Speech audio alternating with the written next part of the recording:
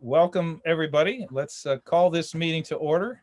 And thank you all for being here, whether you are at home watching on video. Again, to the cabinet, to the volunteer board members, and our community, thank you all for being here. Tonight, we'll address our usual board agenda.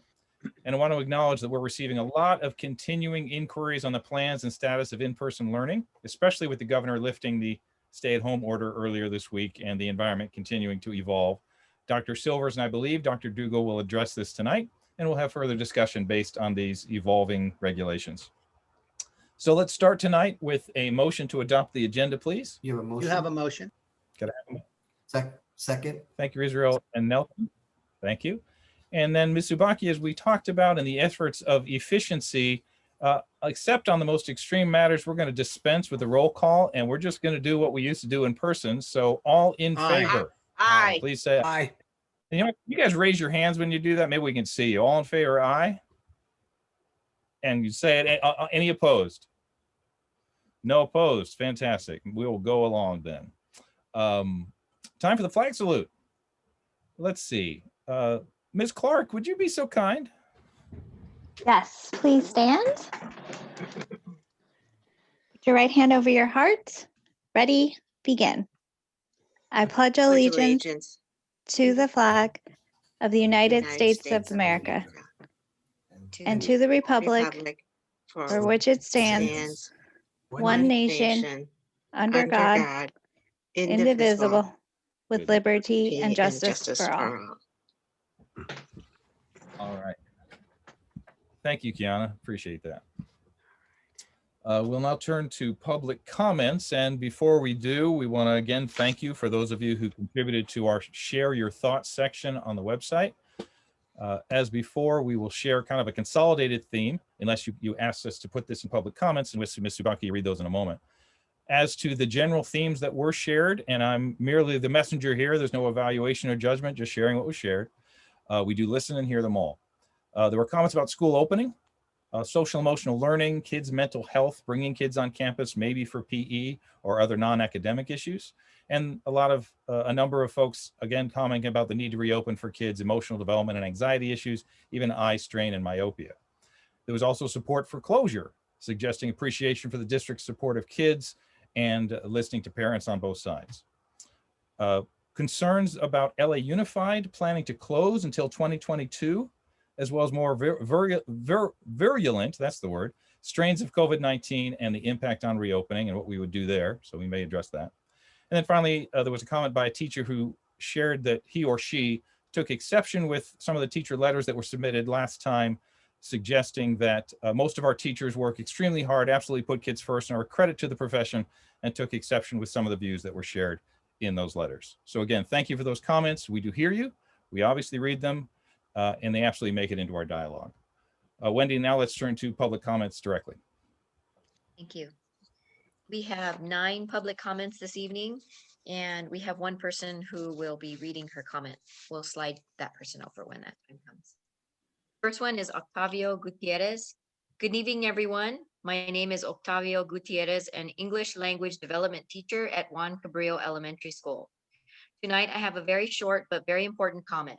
I would like to thank the board, Dr. Silvers, and Ms. Margarita Cisneros Garcia for attending the very important need for Spanish translations of district community communications as requested by some of our stakeholders. Our families and I truly appreciate it. Gratefully, Octavio Gutierrez. Kim Sommer, the CDC has recommended kids go back to school. Why can't we follow these guidelines and learn from other counties and states on how to do this safely and successfully? Private schools have been open the whole time. Lower income families are suffering the most. What are we doing to help with this inequality? We have the waiver. We have the PPE. Half of first graders are going to end the year and not be able to read. Phase 1 is too conservative. Phase 1 of 1 day a week for 3 hours is not enough. 3 half days or 2 full days is preferred. Thank you for your consideration. Laura Plord. I would like to voice my concerns in regards to the current plan of returning to in-person school K-2 in March. I believe that there are many students who would benefit from returning sooner. There are other small districts in our area who have a plan to return in the next week or so, and I am wondering why WUSD cannot do so safely also. There was an informal survey on the Wiseburn Mom Facebook page, and half of the responses were in favor of in-person school. Why can't we accommodate all families and offer both virtual and hybrid in-person learning? My child, who has an IEP for a visual delay, cannot follow along on Zoom. Her reading level has dropped from mid-second grade to beginning first grade. She's in third grade. I know there are many others struggling like she is. Of course, I say this assuming that all mandated safety measures would be in place. Thank you. Hector Moreno. I write for the second time in 2 weeks to express my concern for continuing online school for K-8 schools in Wiseburn. I argued before that we ought to look at how other school districts in this country and around the world are prioritizing opening schools and what kind of effect they have had in accelerating the spread of COVID-19 in these communities. There was already published data in November and December of 2020 from the European Center for Disease Prevention and Control that supports opening of schools with enhanced safety measures. Yesterday, an article published in the JAMA, Journal of American Medical Association, by 3 CDC scientists echoes those same findings. Link to the article is listed below. They conclude in short that schools were not associated with accelerating community transmission. I urge the board and Superintendent Silvers to carefully examine this new data and seriously consider reopening all K-8 schools immediately. Dr. Silvers and his team have worked tirelessly since last summer to develop plans for taking the necessary precautions recommended in this article, which are 1, mandated safety masks, 2, hybrid attendance models, 3, increasing room ventilation, 4, screen testing. We were ready to go for January 25th until the latest surge in California and LA County prevented us from doing so. Our children deserve a voice in this fight. We are all aware the closure of schools affects student academic progress, mental health, and access to essential services. I accepted and agreed to closure of schools in the fall 2020 because there was insufficient data to support the level of transmission in schools. We have that data now. Let's use it. Give parents, teachers, and staff the option to stay online if they need to for personal reasons.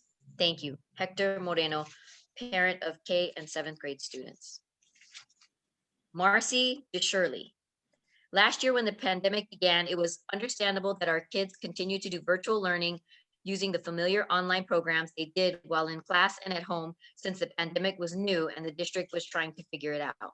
It's almost a year later, and I cannot understand why teachers are not providing lessons as they would do otherwise in person. Virtual learning should be a teacher conducting regular in-person teaching as if the kids were in classroom. The only difference should be that kids are not physically in front of them, but on a monitor. Instead, parents are teaching their kids all week while their Zooms consist of roll call, what assignments they need to complete, and when. Cohorts consist of teachers going over their homework that the teacher did not teach, but the parents have to because the teacher expects the student to miraculously complete the homework with no prior lesson. As a parent, I am fine with virtual learning, but it does not exist. No lessons are being taught by teachers. How is this okay? I have Miss Amanda Sass, who would like to read her comment. You're muted, Amanda. I do this all day. I should know better. Greetings. Esteemed board members, thank you for your tireless work. This pandemic has gone on a lot longer than any of us thought it would, and I thank you for your continued efforts to ensure that students are accessing the curriculum and that Wiseburn is preparing for the safe return of both students and staff. I'm a special education teacher and have worked with students with moderate to severe needs for nearly 20 years. In this strange and difficult time, I have worked diligently with my students and families to make sure that they are making progress and have what they need to meet their educational goals. Next week, I'm set to return to class with a student who does not tolerate PPE for more than a few minutes, understand or follow basic hygiene guidelines, and requires one-on-one hand-over-hand assistance. We are so close to being able to receive a vaccine, and I implore the board to reconsider resuming special education classes when the staff returning to campus with these most vulnerable students are not vaccinated. We have gone so long distance learning. and despite public comment, just from my own point of view, with a large measure of success, that it feels nonsensical to return to in-person learning starting February 4th, when a vaccine will be available to educators in mid-February.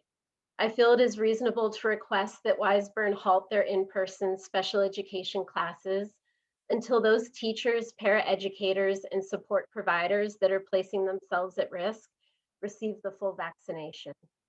I truly appreciate the work that Wiseburn has done thus far to make learning environments as safe as possible, but asking special education teachers to return to a class where students are not keeping PPE on or able to maintain any semblance of social distancing feels like a needless hazard and a tremendous risk to the health and well-being of staff, placing them in harm's way unnecessarily.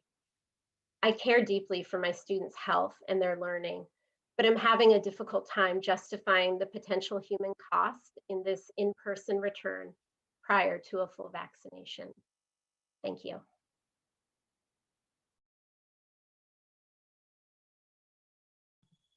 Thank you, Amanda. I have 3 more comments to read. Katie Gardner, please give at least the option for kids to go back safely to school right now. There are several moms who feel this way. I know of at least 50 people who agree with me, and many have said they're okay with partial days and doing like Manhattan Beach did. We just want the choice option to come back. Those who are still worried about it can stay virtual. We all are fine with using PPE and distancing. Studies show this is a safe way to send kids back.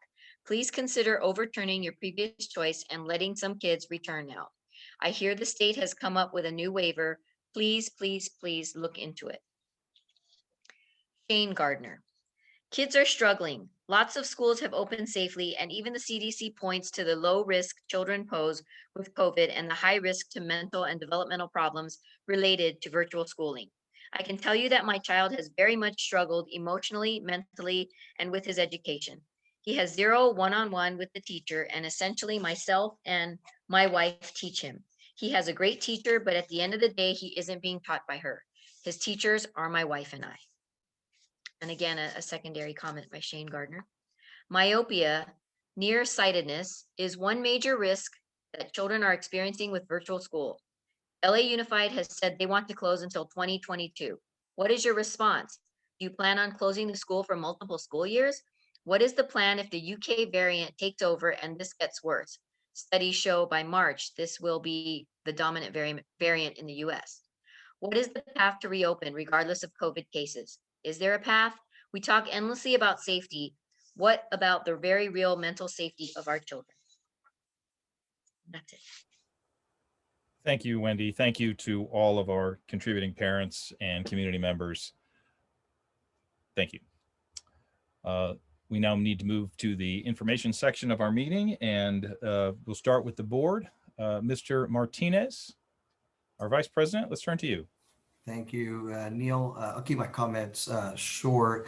I certainly appreciate the comments from the community, and we're certainly listening, and we will certainly try to address them, whether it's through this forum, through the board meeting, or through the website, as Neil's indicated. But I think in terms of the comments that we've received tonight, Blake will be probably providing an update with regards to the waiver clarification. So I think that a lot of that will be addressed in Blake's comments or this evening. So that's all I have, Neil. Thank you. Thank you, Nelson. Mr. Mora. Good evening, everyone. Again, thank you to the community for their comments and feedback. They're very appreciated and listened to. And that's all I have for tonight. Thank you. Thank you, Israel. Ms. Caneda. Hello, folks. Good evening, everyone, board and staff and community members. It's even hard to respond to the great letters that we received this evening, the thoughtful letters and the comments that we've received on the website and the conversations we've had separately with parents and community members. We're all fatigued with COVID. We all want it to go away. And we want it to just be gone, but it's not. And so we have to manage as best we can with safety as our first priority. And I just want to encourage all the folks who are listening and folks who may see this on a delayed viewing, or folks who read our website and so on, our community members. I want to encourage you that we are acting with great deliberation, with a lot of involvement in whatever governments we are following, the state, the county, the various health organizations. We take it all into consideration. We care very much. We are here to educate students. We're not here to try to find ways to keep our kids out of the classroom. We're here to try to find ways to bring them into the classroom and to educate them. That's what we're all here to do. So just want to encourage people to know that if there's a delay in students coming back, not a delay so much as a requirement to continue the approach that we're using in the way of safety, that's probably how our decisions will go in the way of safety and education and caring for our community. So that's it. Thank you, Joanne. Mr. Banuelos. You're muted, Roger. There always has to be one in the group, right? This time it's me. So thank you, everyone. A few comments for tonight. I would like to just express my appreciation to everyone that's provided comments for consideration in terms of whether you're in favor of opening schools or remaining and keeping them closed. There's really not one simple answer. I wish there really was. It is a very complicated topic and scenario. I really do understand that parents have multiple siblings as well. So in one household, you could be dealing with having a child that's in the TK2. So there's options for that scenario. And then in the scenario where your child is in grades 3 through 8, it's also different as to what we can and cannot do based on guidelines from the state and CDC. Very challenging time. I personally have one child in middle school, 2 in high school, and 1 in college. And they would all like to return. I mean, that is something that I think should be without question the better approach. The question really becomes is how can we do that safely in return? I'd just like to relay that to the community that I think as a whole board and an institution for school, we would love to return. It is something that we're in, like Ms. Kaneda said earlier, we're here to educate kids. And how do we do that? How can we do that safely as soon as possible? I think that's definitely a priority. One thing in terms of just comments from the public, I have seen some social media polls and things like that. We do get mixed results there, kind of a 50-50 split as well. But for the community, if you would like your comments read into public comment, as Dr. Goldman mentioned earlier, please do submit them under the public comment because if they go into the website, those are for input and we do take a look at those. But if you do want them read into the record, they do need to be submitted under public comment. I say that because if you would like them read at this board meeting, please do so and please follow that process that's on the website. And we'd love to read your comments as Ms. Subaki always does. Just wanted to share that with everybody and thank you for your input. And that's all I have today. Thank you, Mr. Goldman. Thank you, Roger. These are challenging times. These are difficult decisions. Unfortunately, the logistics, first of all, I want kids in school. I can't speak for anybody else, but I think everybody basically said that we want the kids back. And if the logistics of this are just more difficult. I mean, it sounds like, well, if those 50 have 50-50, let's just bring 50 back and 50 not. It's just not that simple. It seems like it should be, but it's not. And we do have a lot of the health of our staff and our teachers to consider as well. So there are some parameters we're going to be looking at as to under what conditions we can open. And I think that will be evolving and we'll have conversation on that. So more to come here tonight. I also want to talk about the district's presentation. I know they made a presentation for the choice blocks. Thank you for allowing me to be a part of that, to witness the virtual tour that the district cabinet did. Nice job. Thank you very much. Also, I had the opportunity over the past week to finish my interviews with the leadership of the cabinet, the principals, the CSEA leadership, the WFA leadership. thank you all for your time. I owe you all thank you notes. I'll get there. But I appreciate the input, and I was just, again, really inspired by the commitment and love you all bring. So thank you very much. I want to recognize and thank Jessica Doherty for her outreach to Holly Mitchell's office, our county supervisor, and invited me to be a part of that because I want to have an introduction that our lease of the land that we own in Del Air to the county will be coming due in a few years. And we have the first council sitting county supervisor who will be in the term when this is finally up for a 99-year lease, I believe. So we want to have some conversations about maximizing the use of that land, potentially with a improved baseball field. And that's pretty exciting, and we'll want to move that forward. I think that's it for me. But Jessica's work is on the Greenway, and good luck and continued success there. Let's go to the cabinet and talk to and hear from, and I do have a presentation for us, Dave. Mr. Wilson, take it away. Thank you, Dr. Goldman. Just a couple of quick presentations. Let me share my screen if I may.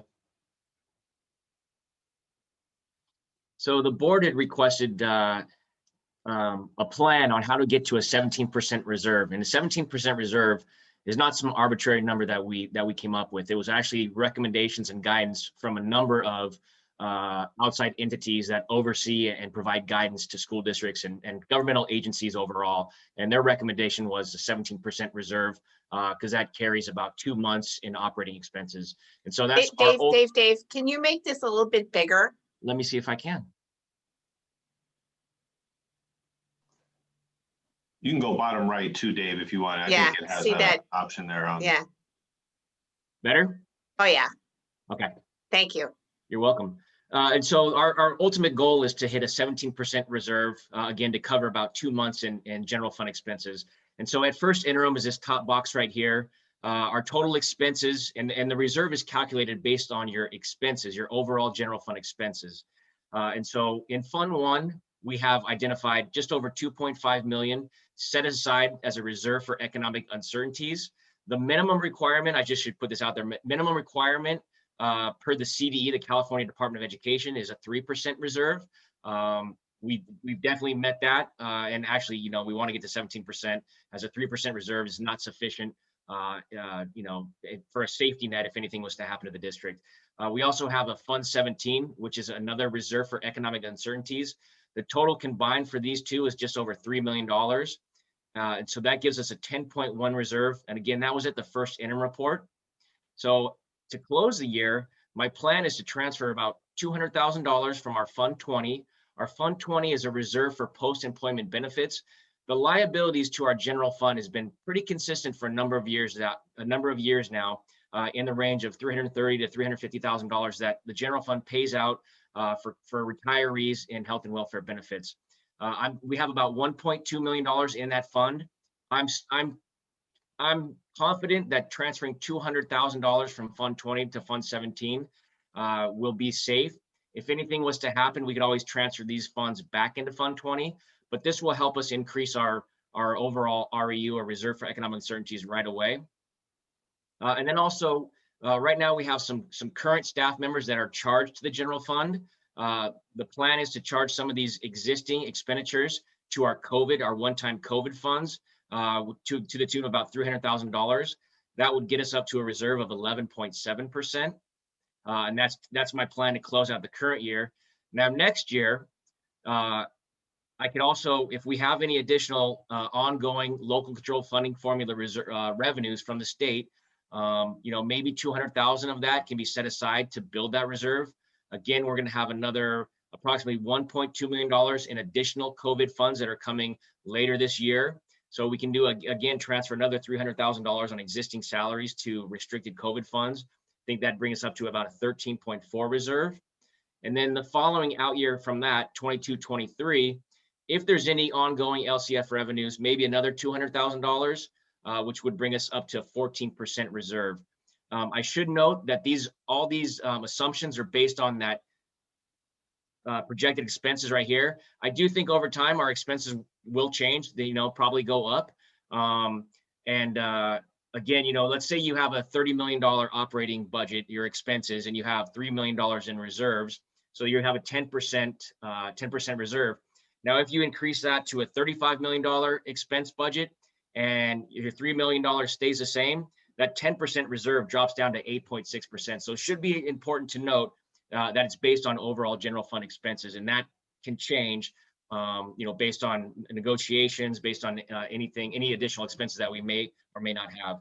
So, we'll review this or look at it again periodically just to make sure we're on track. Has anything changed? Can we increase the rate in which we increase our reserves, or do we have to slow it down based on circumstances that are out of our control? So I think I just want to share this with the board that we do have a plan to eventually get to 17%. But again, some of this is going to be out of our control. Is there any questions? I do have a question, and thank you very much for providing this information, Dave, because we've been looking for this, and I know you've been working on it to get it in front of us. So thanks a lot. I have a question that the COVID funds are kind of involved here, and those are sort of temporary. We're all hoping it's not going to be forever, and that COVID funds will at some point probably, I guess, go away. And it looks like we have a dependency on those funds to bring the reserve up. So in addition to our expenditures being a risk item to this reserve plan, so are the COVID funds as a way of offsetting some of the general fund expenditures. So I guess I just wanted to point that out. Right now, it looks like that's a reasonable approach to building the reserves. I just want to say that when the COVID funds go away, because I imagine they will at some point, that'll no longer be a way to offset our expenses. And we should probably be aware of other ways to offset our expenses in the way of reserves in preparation for the COVID funds perhaps not being available.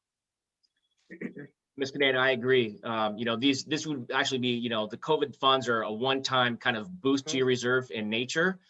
These expenses are ongoing. Right. They're existing staff salaries. So the COVID funds, most likely, you're right, they will dry up. So this is just a 1 or 2 time kind of just boost to the reserves. As the expenses continue, they'll still be planned and budgeted in our general fund. It's just a temporary relief from the general fund expenses. But Right. yes, So I think it's important to note that those are one time in nature. right. And so I think whereas this plan does work to build our reserves the way it's defined here, it's probably not a sufficient plan for the really long term. I agree. Yes. Yeah. So I don't know what other options we might have in addition to the COVID funds, but we should probably be searching around for that too at some point. So yeah, one way is, increase revenues, which is, for education funding in the state of California is somewhat out of our control, but what districts really can do is control expenses. And so if we really look at our bottom line and make sure we're spending our funds, our resources where they're absolutely necessary, and we're very good stewards of the funds that we're given. If we were able to decrease expenses in some areas, that will also boost the reserves as well. Mhm. So I think that's another thing to look at. It is. And that's the harder way to build your reserves is to cut expenses, right? So we've had to do that in the past. And we've managed to do that in such a way that we have not affected classroom, resources. So we may come to that again. I guess I just wanted to point that out, that we're not home free. It's a great plan, but it is dependent on COVID funds. Yes, agreed. And so Dave, I just wanted to comment, thank you for doing this as well. Appreciate you getting this. I want to also reinforce to everybody, that this is not an esoteric or just an academic exercise, because we're experiencing this in real time right now. When the state budget is having difficulty, they borrow on our backs. and they borrow on our backs by deferring payment to us. And when they defer payment to us, we still have these expenses we have. So we have to borrow we have to borrow for that money. Even at incredibly low interest rates, that's tens of thousands of dollars that we're having to spend. If our reserves, just in this one example, were at the 14 to 17% level, our borrowing would be dramatically negated, if not eliminated. That's saving tens of thousands of dollars. So I just want to make that point. This is a real powerful, impactful decision that's for the health of the district. Thank you, Dave. Agreed. Going on my next presentation, let me share the screen.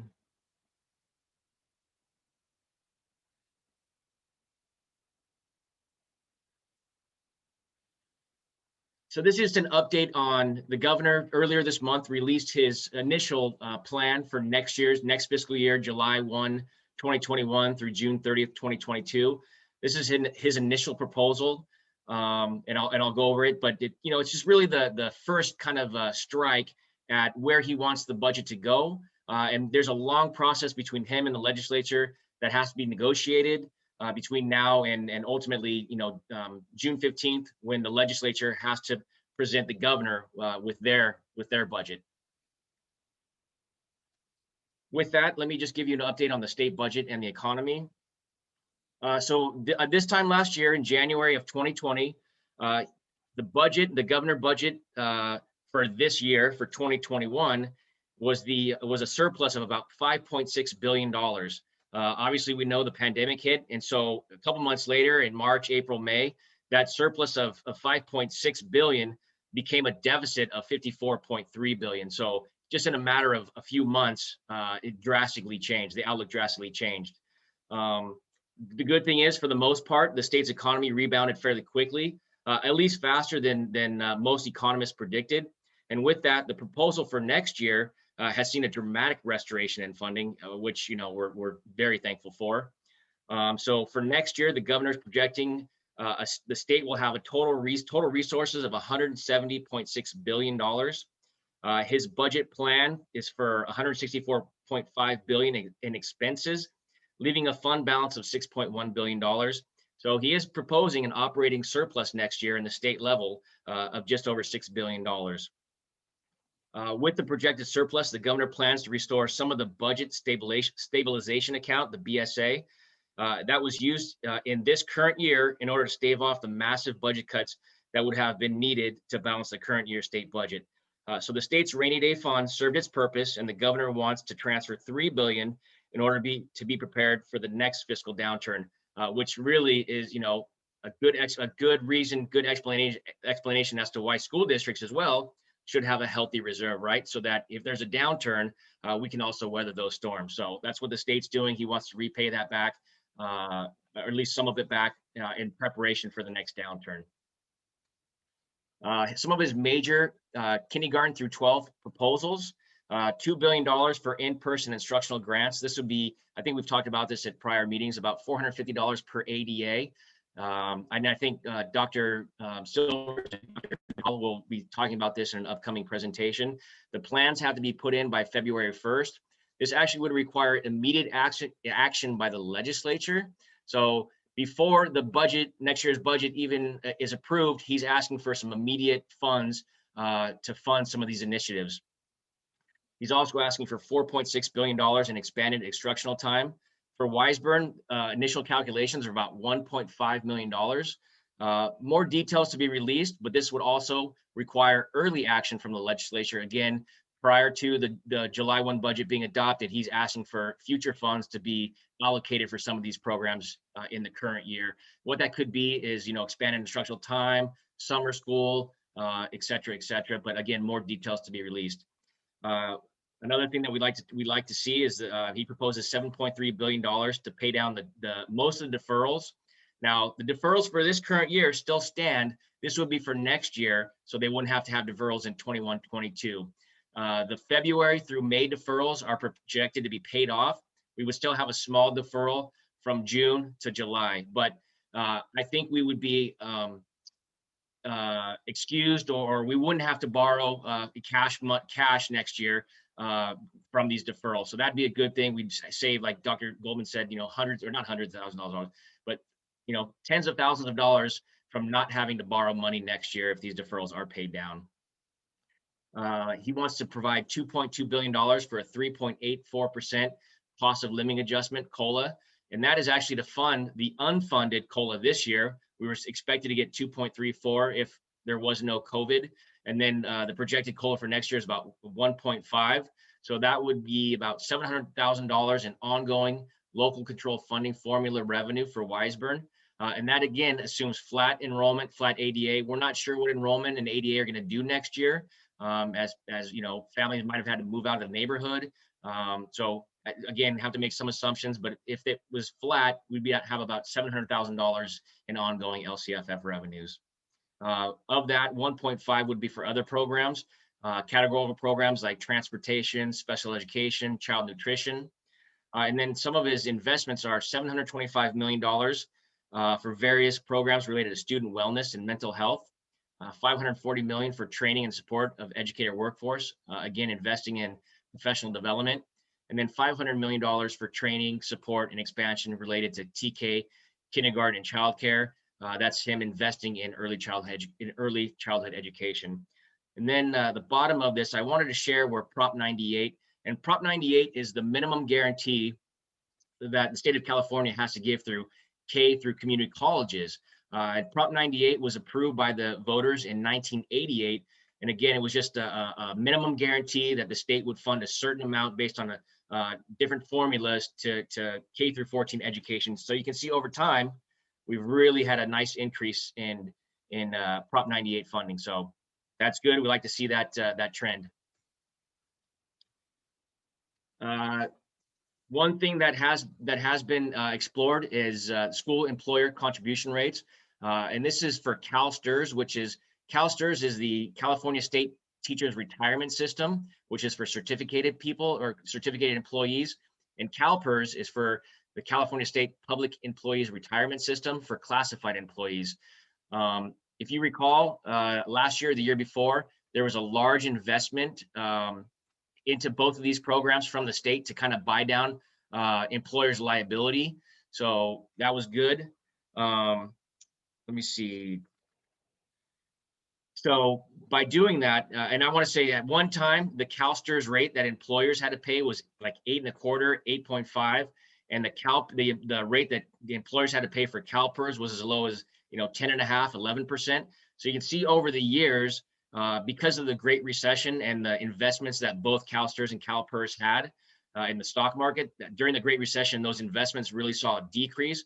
And so the employers and the state's unfunded liabilities to these pension programs skyrocketed. And so the state, both boards, CalSTRS and CalPERS, said we need to increase the employer paid contribution rates to make up some of those unfunded liabilities. And so you can see over time, it's really increased. Again, I think last year, the year before, there were some one-time investments by the state that actually lowered the liabilities. And so we're looking at next year, an actual decrease of about 0.23% to the CalSTRS liabilities. And then the CalPERS liabilities actually goes up by about 2.3%. So we might have some savings in CalSTRS, but we'll have some additional costs in CalPERS. What's not in the budget? Unduplicated pupil percentage. This is our free and reduced students, our foster youth, and our English language learners. And so what happened, a lot of school districts this year are seeing that because the state is not requiring families to apply for free and reduced lunches, because right now, due to the pandemic, everyone, all students ages 18 and under are getting free lunches.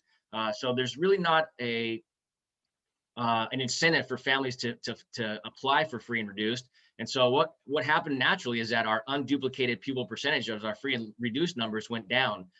For Wiseburn, our numbers of UPP, our percentage was about 43%.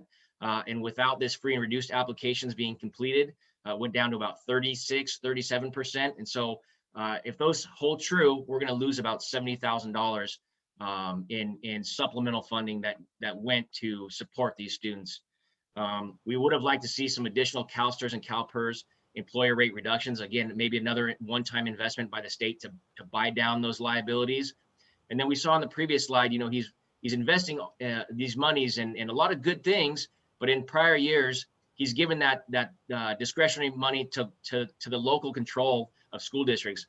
Maybe instead of professional development or mental health, maybe we know, or school districts know, what would better be served in their district. So some would have liked to see some more discretionary dollars in the budget.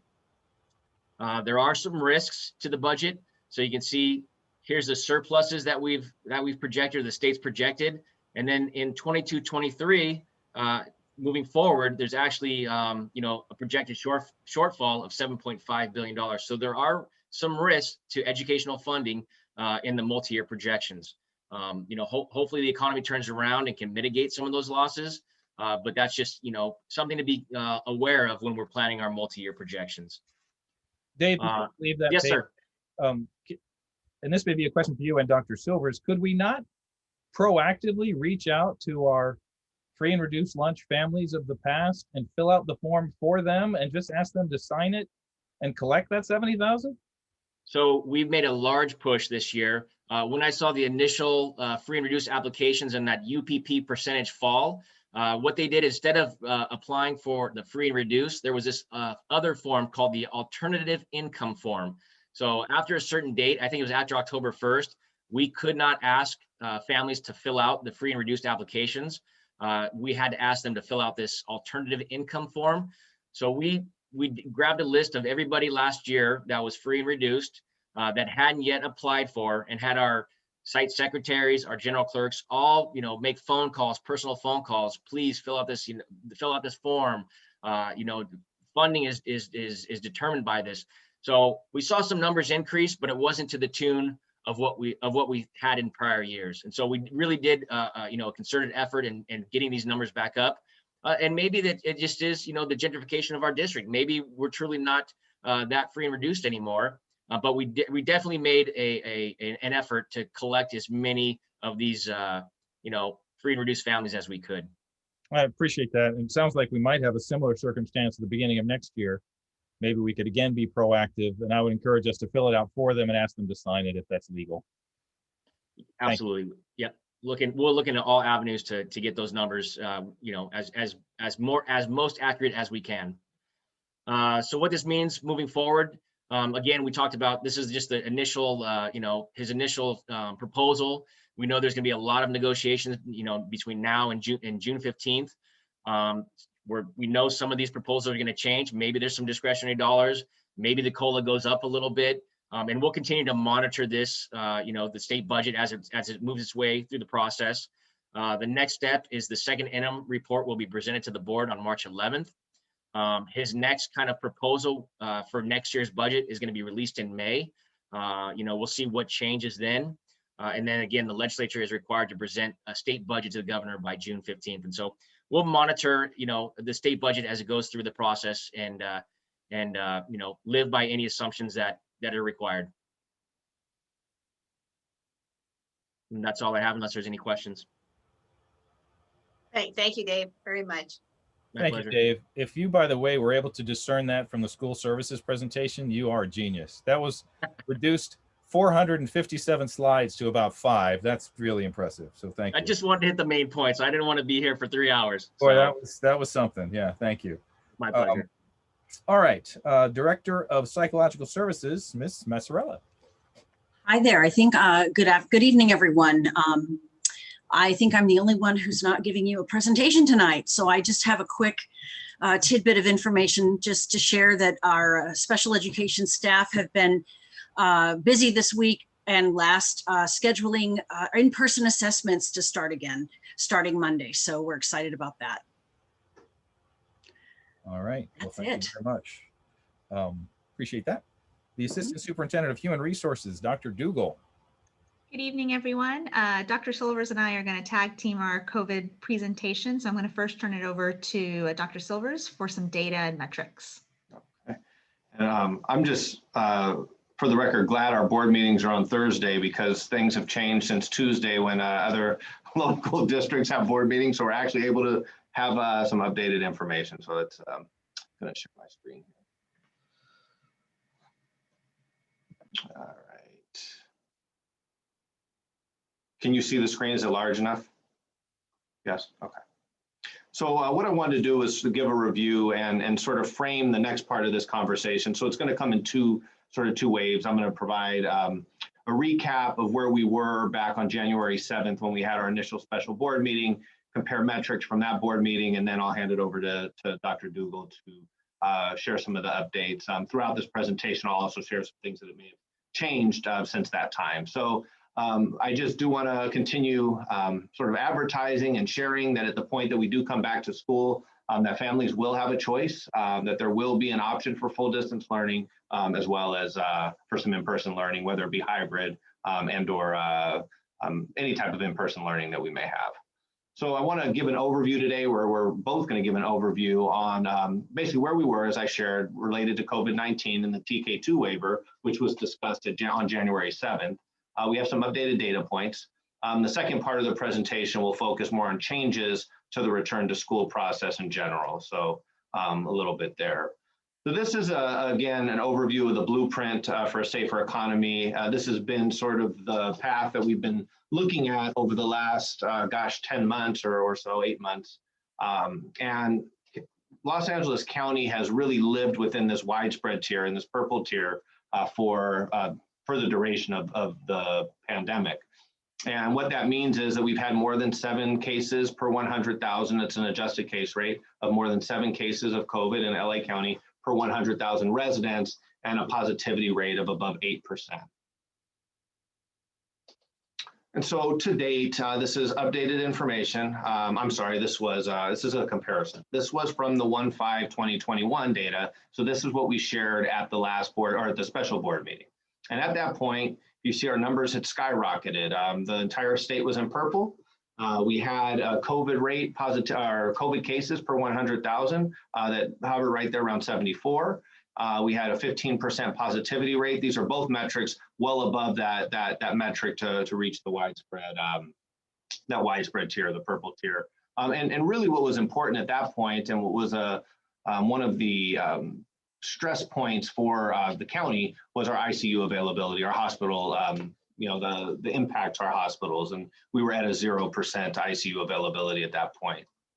And so now we're going to look at today or this week. We have new data every Tuesday, and it's what we look at pretty closely.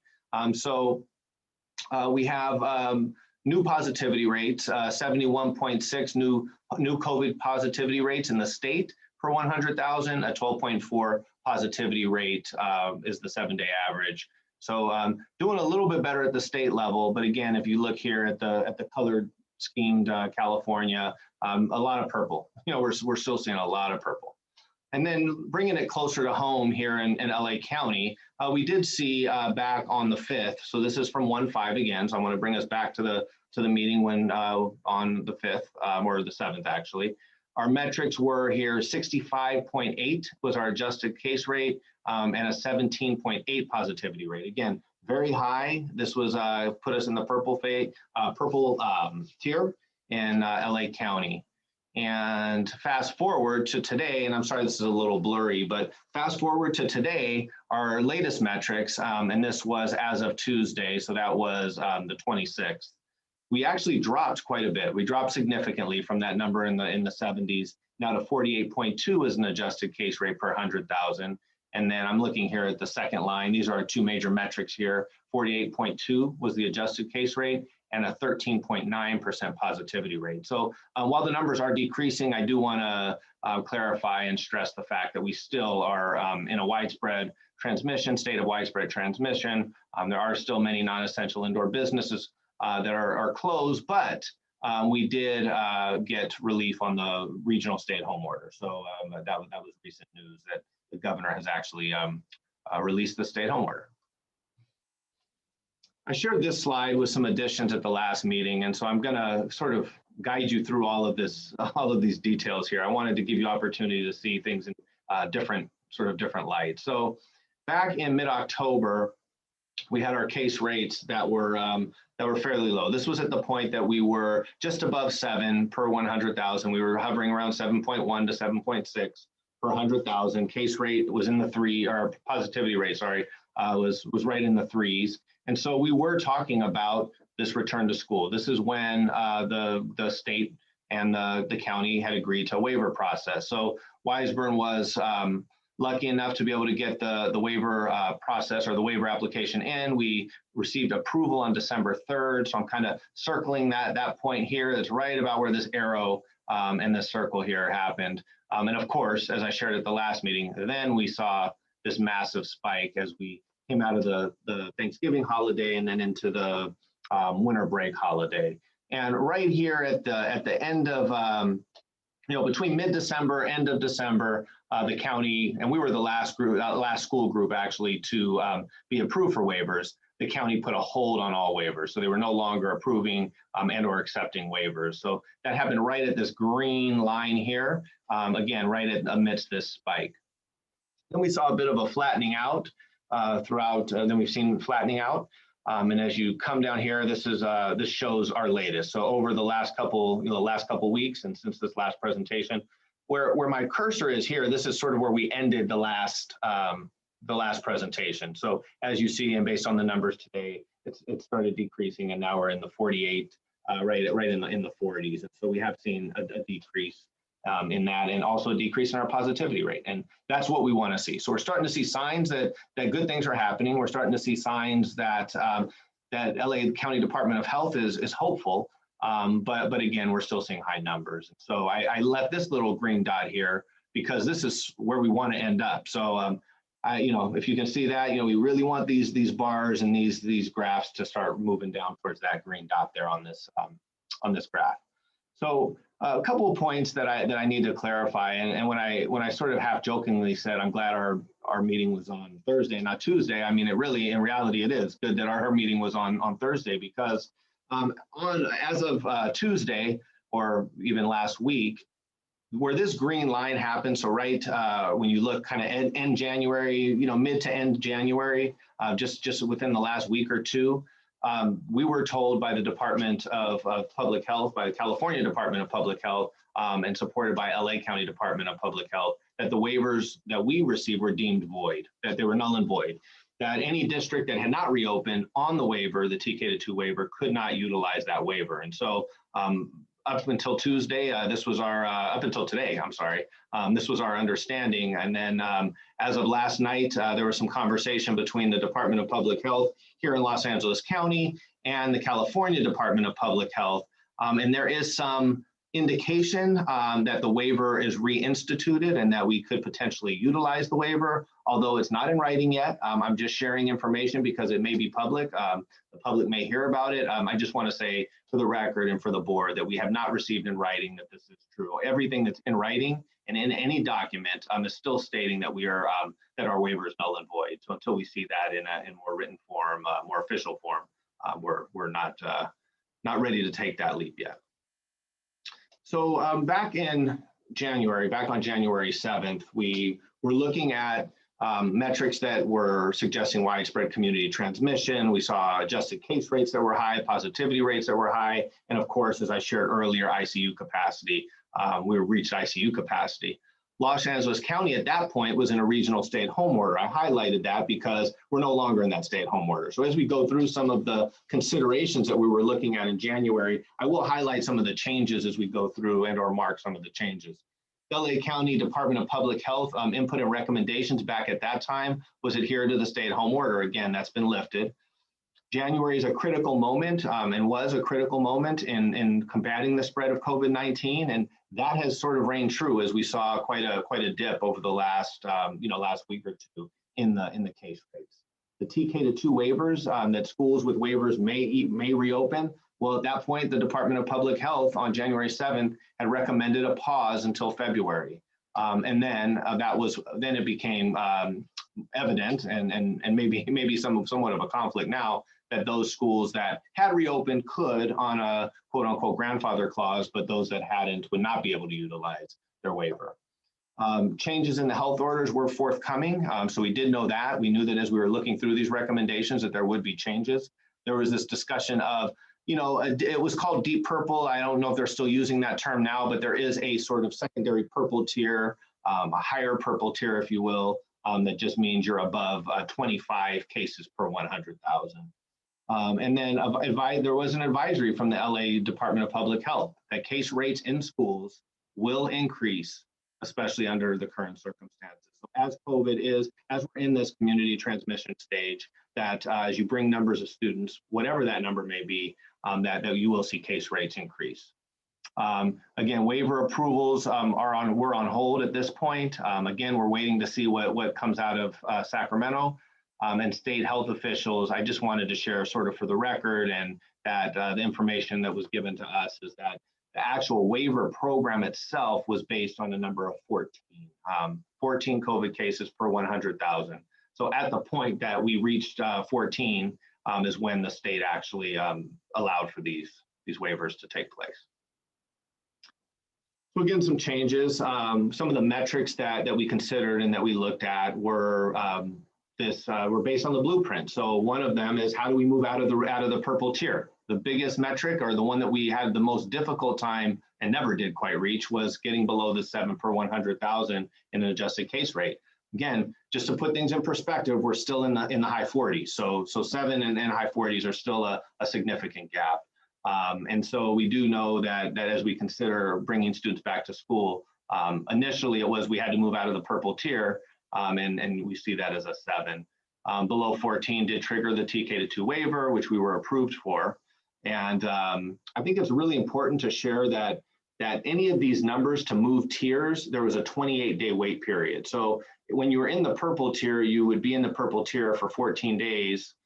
You would stay in the tier once you've met the metrics. You would be in that tier for 14 days. And if you maintain those metrics, then you would move down into the next tier, which is the red tier. Again, you would have to stay in that red tier for another 14 days for a total of 28 before you would then be able to expand services, whether it be schools or other services that the county had shut down. So again, at the point that we had this conversation last time, on January 7th, there was this idea of a deep purple or another purple tier. And that was, at that point, it was greater than 28. Well, it changed and it was 25. So I just wanted to show the changes that happened just so quickly, and that we're just trying to adjust to these ever-changing metrics and information that we're receiving. Vaccination availability for all staff, frontline staff, was definitely a consideration. And we were expecting at that point that there would be some vaccination availability in February. It is unofficial, but we do believe that within the 2nd or 3rd week of February, which we should see a cache of vaccinations that will be coming to LA County, and then spread out across the county through pods. Just announced, I believe this morning, if not last night, that Blue Cross is in partnership with the county, as well as Kaiser, I believe, in order to help disseminate vaccinations across the county. There's a robust, we knew that we needed to consider testing. So we were looking at a robust COVID-19 testing protocol. I crossed out cost and capacity here because at that point, we were looking at a cost of $55 per test. It's a lot of money when you're testing regularly. When you're doing surveillance testing and you have staff and students coming in on a regular basis and you need to do 1 or 2 tests per week per person, that's obviously cost prohibitive. But the state has taken up that cost. We have been able to secure a lab, and we look to start offering testing to all of our staff and our folks who are coming on our campus in the next week and a half. And we would do that testing twice a week. So, and that's at no cost to the district. So I just wanted to share it's another change, and that's why I crossed that out. Again, ICU capacity and hospital capacity, it's still at 0% in LA County. We are hearing, I had a chance to have a conversation with one of the heads of the Torrance Memorial Hospital. I forget her title, and I'm sorry about that. But basically, her indication is that yes, the beds are still full, people are still really sick, but they're starting to see some of the hallways clear. Basically, was her quote, that they're starting to see beds that were in hallways and these sort of makeshift areas are now being moved into rooms. People are actually there are rooms available.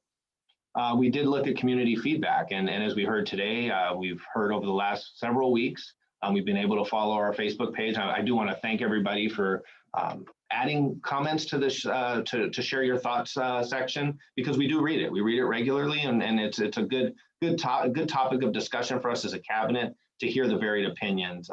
But again, and when I said here at one point it was overwhelmingly in favor of continuing distance learning, I would say at this point now, we're really seeing more of a 50-50.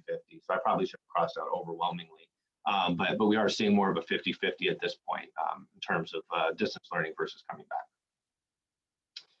And we wanted to consider our assurances and really keep going back, keep tying back to safety. Safety being the key of what we're doing to make sure that we're providing not only safety for the students that would come to campus. We obviously think that's very important, but there's also families, grandparents, aunts, uncles, friends, teachers, their families, staff members and their families. And so, just taking a real holistic look at safety has been a really strong pillar in assurance from our district. So back then, back on the 7th, the recommendation from staff was that unless otherwise directed by health officials, the district should not consider utilizing the TK-2 waiver, bringing students back for general education until we reach these milestones here. So I wanted to share them at a glance. One would be that we were at or below that 14 per 100,000, which is what triggered the waiver in the first place. So that would be an adjusted daily rate or an adjusted average daily case rate in Los Angeles County. That too, all frontline employees, those that would be working with students, around students, would have access to a vaccine or a vaccination. Again, access, there's no mandatory, there's no law, there's no mandate that everybody has to have a vaccine. We want access to that vaccine. And then we were at that point, and still are very concerned as our health officials about the hospital capacity. Again, there is some positive about that as well, though, as they are starting to see the hospitals thinning out a little bit. So just wanted to share that as part of the change. But at that point, the recommendation was that we would relook. I have March 12th here because it was a month apart, basically. Really, our board meeting was March 11th. And so March 11th would be a time that we would have revisited, seeing where we fell as it related to these metrics, and then looked at an April 12th return date, which marks the last quarter of our school year, so the last 10 weeks of our school year. And that was for the TK-2 waiver. And as Dr. Dugal will share here, there's been changes to that. So we'll kind of see that as we go forth. So without further ado, are there any questions on that, or I'll just turn it right over to Dr. Dugal unless there's any questions for me. All right. Nisha, I think you can share, right? Yeah. Wendy, do you mind sharing the PowerPoint? So Dr. Silvers went over the beginning of what it was like prior to the new reopening and in-person instruction framework. And this was released on January 14th. Next slide. The California Department of Public Health, so this is California now, not the county, but the state, released a new framework to support schools as we decide when and how to open or to reopen. And this is rooted in the current scientific evidence that we want to support two twin goals. First, that it's safe and that we're successful in this in-person instruction. A brief timeline, go ahead. So I know Dr. Silver shared, we have these metrics and then something else changed and there's new protocols. And so just to briefly go over the directives and how they've been released. So in March of 2020, obviously we shut down. May 2020, the California Department of Public Health put out what they called an industry guidance on schools and school-based programs. So that is what we were operating under for the latter part of last school year. Then in July, once again, the California Department of Public Health released a reopening framework for the 2020-21 school year. So this had guidance on cohorts and social distancing, face coverings and such. Then in August, the California Department of Public Health with the LA County Department of Public Health worked together and created the elementary education waiver process. So this is the TK-2 waiver that we keep referring to. And this is really in conjunction with the California Department of Health and LA County. As our numbers were decreasing, as Dr. Silver said, when we got closer to the number of 14 adjusted case rate, we were able to apply for that. And we did apply in November. Along with that, in November, it was deemed safe to return for personalized in-person assessments, so individual assessments, as well as small cohort instruction. So in November and December, we started those assessments and we started cohorts as well, and received approval for our TK-2 waiver. Let's jump to January. And things changed very quickly. We were put in that stay-at-home order. And then in January, the California Department of Public Health released an updated guidance or framework. And so in this updated guidance, it really consolidates what they released in July and made a new document.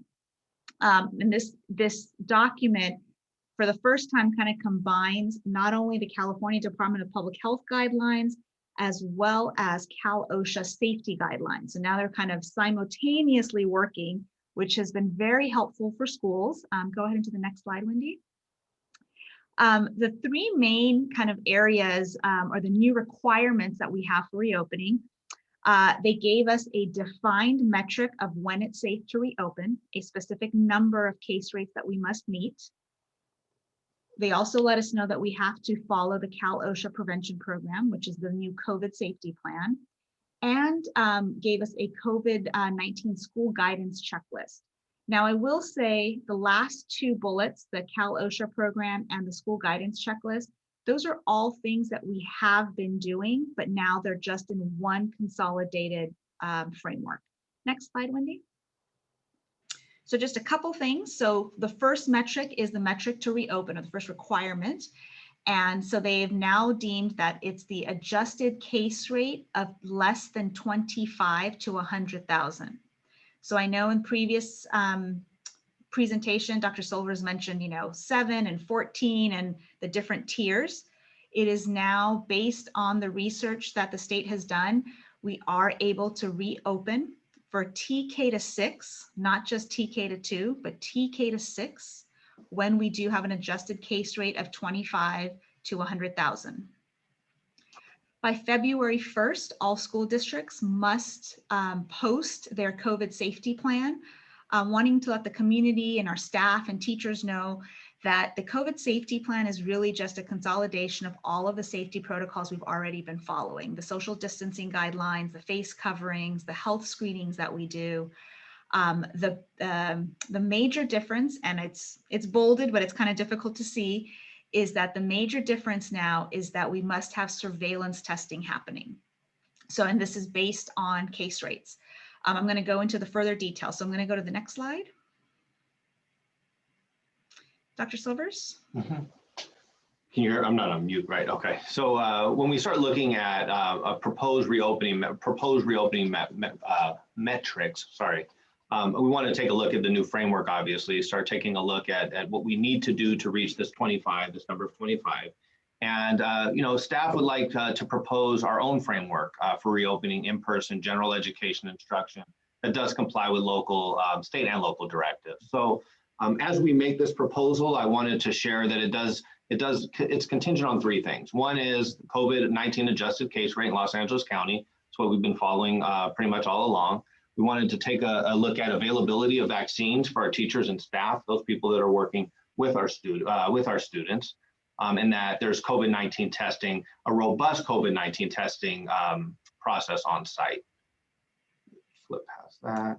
So in more detail, just in regards to the COVID-19 case rate metric, remember we've heard multiple numbers of when it's safe to return. And at this time, the California Department of Public Health has set that metric to 25, an adjusted case rate of below 25 for 100,000 residents. Many have asked, where did this recommendation come from? Why does the number keep changing?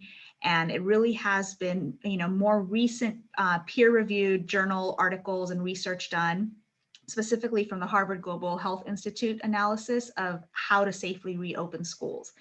And so these are not numbers that we kind of take lightly. We also understand that if the state is requiring this to open, that we want to make sure that we do follow this. So this first metric is a requirement. It is not something that, we're saying, oh, it's recommended. It is required in order for us to reopen. The next metric, the vaccine metric. Now, this is a recommendation. This is not in the framework, but we do feel that we'd like to propose that before we reopen for general education students under elementary school TK to 6, is that we have the vaccine available, or the opportunity for our staff, our teachers, to be able to get the vaccine. Now, it is not a directive, it is not required by staff, but we would want to make it accessible. And the state has rolled out a more streamlined, efficient manner of signing up for the vaccine and getting it. Do know that with the vaccine, with both the Pfizer or the Moderna case, it is a 2-dose requirement. And based on which one you take between the 2 doses, you may have to wait 21 days or 28 days. Next one. And finally, testing. So once again, testing is a requirement to open. And just in the last 7 to 10 days, we've been in talks with Valencia Branch Labs to begin surveillance testing on our campuses. As Dr. Silvers mentioned, at this time, there is not a cost to the district for testing. The test kits and the test results will first be will go through insurance, and if people do not have health insurance, and the state will be covering that cost. And so there is not a cost to the district, but it is a form of us to mitigate the community spread of the virus and hopefully prevent outbreaks on campus for asymptomatic or pre-symptomatic cases. Next slide, Wendy. Dr. Silvers, this is really a summary of those 3 metrics. Yeah, so as we start looking at the proposed reopening metrics, just wanted to propose, share our recommendations and then open it up for questions here and discussion. Is that we would like to suggest that when COVID-19 adjusted case rate in LA County is at or below the 25 per 100,000 residents, again, we would then be able to utilize, don't know if it's called a waiver as much as an exception. It's more what the state's actually allowing for the opening of a TK to 6, that we do make sure that there's an availability of vaccines for our teachers and staff, and that there's on-site COVID testing. Again, haven't met 2 of those metrics, but we're really close on the 3rd to starting that. And remember, this is really for bringing back TK to 6 general education students to a hybrid learning model. So it's really the whole school coming back, not specialized services, not assessments. That's going to still continue. This is really looking at globally when folks are talking about coming back on campus, it would be, TK to 6. Next slide, Wendy. This is really just a sample timeline. We've gone over a lot of information, so I want to, kind of let everyone know this is just so that you have a visual representation. Metric number 1, it's really a prediction based on the information. So that is reaching the milestone of adjusted case rate of below 25. We actually don't know when we'll get there, right? We took a 30-point decrease just from 71 to 48 in the last week. And so we're not sure where that rate's going to go. So we just kind of put a date in. The first round of vaccines should be available to educators by the 15th or the 3rd week of February. And remember, we said there's 2 doses. And so that's why you see a 2A and a 2B, that we have the first dose and then the second dose. And then COVID-19 testing, we hope to begin that at the latest by the 3rd or 4th week of February, hopefully sooner. And so just wanted to kind of show a timeline of how these metrics would fall into place. And once again, these are just our best guess effort. This is not the final answer. This is just of what it may look like. And just to point out too, that spring break falls in here too. So while, we're looking at this timeline also, there is this natural break in the calendar, in the school calendar. And so, good, bad, or indifferent, or as we start seeing case rates and we plot the actual milestones in a way that may seem more reasonable, this number 1 may move over to the left here a little bit, that we also wanted to keep in mind that the spring break's gonna show up to here in April. A question, if I may. The stipulation in the past used to be 14 days and the other 14 days. I know that has changed. What is the new requirement for how long I'm looking at number 1, the milestone of adjusted case rates below 25. How long do we have to be there? Can we dip per day, or go ahead, please? So it's actually a 7-day window, and it's no longer that we have to wait for us to be in that 7-day window is for the health department to say, yes, you're ready to go. So once we hit the 25, they will review our safety plan, which already has to be posted on February 1st. And then they have 7 days to provide any recommendations to that plan. And we've already gotten approval of our safety protocols, but now we have some additions that need to be added. Is that correct? Correct. And the testing component is the addition. I have a comment and a few questions. First of all, Nisha and Blake, thank you for that wonderful presentation. Actually, your presentation depicts what's taking place with regards to COVID policies and requirements in the state of California. It's a very dynamic situation. And obviously, Blake went first, and Nisha, you followed, and Blake was really old news. So literally seconds before. So I had a few questions and just a clarification. Actually, the first question is on this slide, and I think I saw it somewhere else. I just wanted to clarify the 25 per 100,000 residents is LA County residents and not Weisburn residents, correct? Correct. Okay. The other item, and just thinking about the comments that have been made by the public, not only this board meeting, but previous board meetings, is with regards to the TK2 waiver that both you and Blake explained. We received approval for the waiver in December, but our district has never been in a position to open as a result of the surge, as a result of the LA County health order, and as a result of the recent regional order, correct? I just want to make sure that's clear to the community. So in writing from the California Department of Public Health, we are not considered a reopened school because although we had a waiver, we did not physically bring back students on that waiver. What Dr. Silvers referred to is that we were on a call this morning with the LA County Department of Public Health, along with LACO, the Department of Los Angeles County Office of Education. And we were told verbally that if you have a waiver, you were considered opened, even if you didn't bring students back. So as Dr. Silver said, we are waiting for kind of confirmation and clarification in writing if we are considered opened or never opened. So yeah, I just want to make sure it's clear because this is such a dynamic situation and very difficult for, even us as board members, and you can only imagine the community at large to really have an understanding because the COVID policy and requirements are changing significantly and quickly. So, again, I don't think that we've been in a position to open because our waiver was approved, but we were never allowed to open even in a hybrid format. I think that's I want to make sure that that's clear to everyone. And then second of all, I think the other comment has been, how is it that and it's only been a few I know of, a few districts nearby that have opened. And I think the answer to that is they were just simply able to obtain their waiver sooner than us. And is that a correct statement or not? Because again, I just want to make sure that we're clearing it up for the.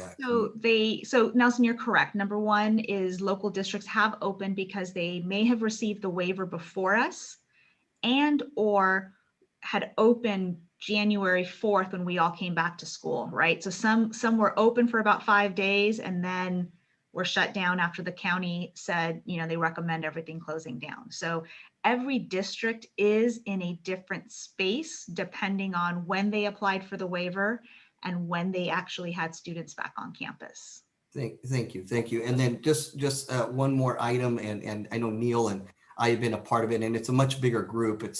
I'm referring to the WRAP, the Weisburn Reopening Committee, which is comprised of teachers, every principal, also various stakeholders and community members. We have been working since the summer on a reopening plan. So the district has always been on a path to be prepared when we were able to reopen. So I guess my point is simply just to remind people in the community of that as well. That's all I have. Thank you again. It was a wonderful presentation. Thank you. And Nelson, I would just add and just clarify too that, yeah, when you talk about, inability to open, when we had our December 3rd approval, literally it was right amidst the spike. We were about a week late. I mean, we maybe could have opened for a week, and that spike hit so hard. I mean, had we been approved a week prior, we may have had a small window that would have been reasonable potentially, but that spike hit so fast and so strong that once we did actually receive approval, it was really a moot point at that point. Okay. Yeah, that's it. Thank you. I want to thank you guys too for this great presentation. I really appreciate the graphics. The words and the pictures are really easy to follow. And I think when you post this presentation on the website, which I'm guessing you're going to do, it'll be able to stand alone for folks. Those of us who heard the presentation, of course, have that firsthand information. Even when you post these charts, I think they'll be comprehensible pretty easily to the public. So I appreciate that. I also want to point out that looking at this page and looking at the proposed metrics for reopening, we understand what those metrics are. What do we have control over? Do we as a district have control over any of these metrics? We don't have a control over the 25 over 100,000, right? That's whatever it is and how it's measured by the LA County Department of Public Health. What do we have in the way of being able to control the administration of the vaccines or the daily testing on site? And if we have control over that as a district, please say again what we've already done. So, Joanne, let me take that, Nisha. So I think that you're right. We obviously, don't have control over the 25 to 100,000. Actually, to date, we do have control over the third metric, which is the testing, surveillance testing, and we will have that up and running. We already have the kind of the deal done, if you will. The sort of the wild card in there is the vaccines, because that is a decision that the district and the board would have to make. So we could bring, ask teachers and students to come back without the opportunity for vaccination. Excuse me. So that would be an area that we would have control over, not the administration of the vaccine, but whether or not we were to bring staff and students back without that availability of the vaccine. That makes sense. It does make sense. So that would then be a decision, something as a board or as a staff, whatever, the board and the staff and the community input that we could get. Okay, so the testing, we already have, you have a plan for that, and it looks like, so the dates that you show here are real, let's say, they're not notional for the testing. Right. The administration of vaccines to folks who want it, it's not students, it's staff, right? Right. Right, because they're not vaccinating, as I understand it, the vaccination does not apply to people under 18 years old? So Pfizer is under 18 and Moderna, I'm sorry, above 18 and Moderna is above 16. So at this point, it would not impact our students. Another way to frame this, Joanne, is really metric 1 and metric 3 are requirements as part of the new COVID safety plan. They are requirements by the state that we meet the metric 1 and that we have testing in place. The vaccination is really a recommendation that we are presenting to the board as an additional measure to mitigate the spread of the virus. Okay, all right. So, okay, perfect. Thank you. So 1, we don't have any control over. 3, we already have a plan and the dates look good. And 2 is, I won't say arbitrary exactly, but it is a condition that we feel is important. Correct. But not mandatory. Perfect. Okay, thank you. We have heard significant interest from staff or strongly voicing their interest and need for this to feel comfortable returning. I'm talking about number 2. So, I think to clarify, where we were as of January 7th was a March 11th date to determine whether or not we were opening for the April 12th spring break date. As I understand it now, you are proposing that we do not let the time determine it, but rather these metrics. For example, it is Dr. Fauci mentioned that the J&J vaccine, which is a single dose, could be available within the next week to 2 weeks. I don't know what the distribution would be, but I'm just doing hypotheticals here. If that were available sooner, and if the milestone were reached sooner, are you suggesting that we would be able to open earlier, and would we have capacity and structure and schedules available to do so? I would say I have hope that yes, that absolutely is. That's what we're saying. We're saying that, you know, should these metrics change? I'm sorry. Should the numbers? Should we reach these metrics? I should say at a point that's earlier than March 11th or April 12th, that are kind of more arbitrary dates. I mean, they make sense in a school calendar, but it's just a date and time. You know, we hope that we reach these milestones, you know, 2 weeks from now, 3 weeks from now, and have students back in the classroom, you know, within the next month. So yes, the idea would be that we get, hopefully the new vaccine is available and accessible, and we can meet these metrics and get students back in school sooner. Absolutely. So other board questions or Could you comments? clarify those 28 days? Because remember, the reason the March 11th board meeting that Neil mentioned and the April 12th, I believe, start date, there's a 28-day period. Does that still apply or not? That does not, that no longer applies. The milestone is just the case rate of 25. Okay. Yeah. Any other comments from our board? Roger. Question on the vaccine. If when the round does come for say for staff, teachers to receive, or administration to receive the vaccine, can that, or does that vaccine also extend to the families of the staff? Like, for example, like a teacher comes to class, does it extend to his or her spouse or in their household, or is it just the first responder, in this case, the teacher?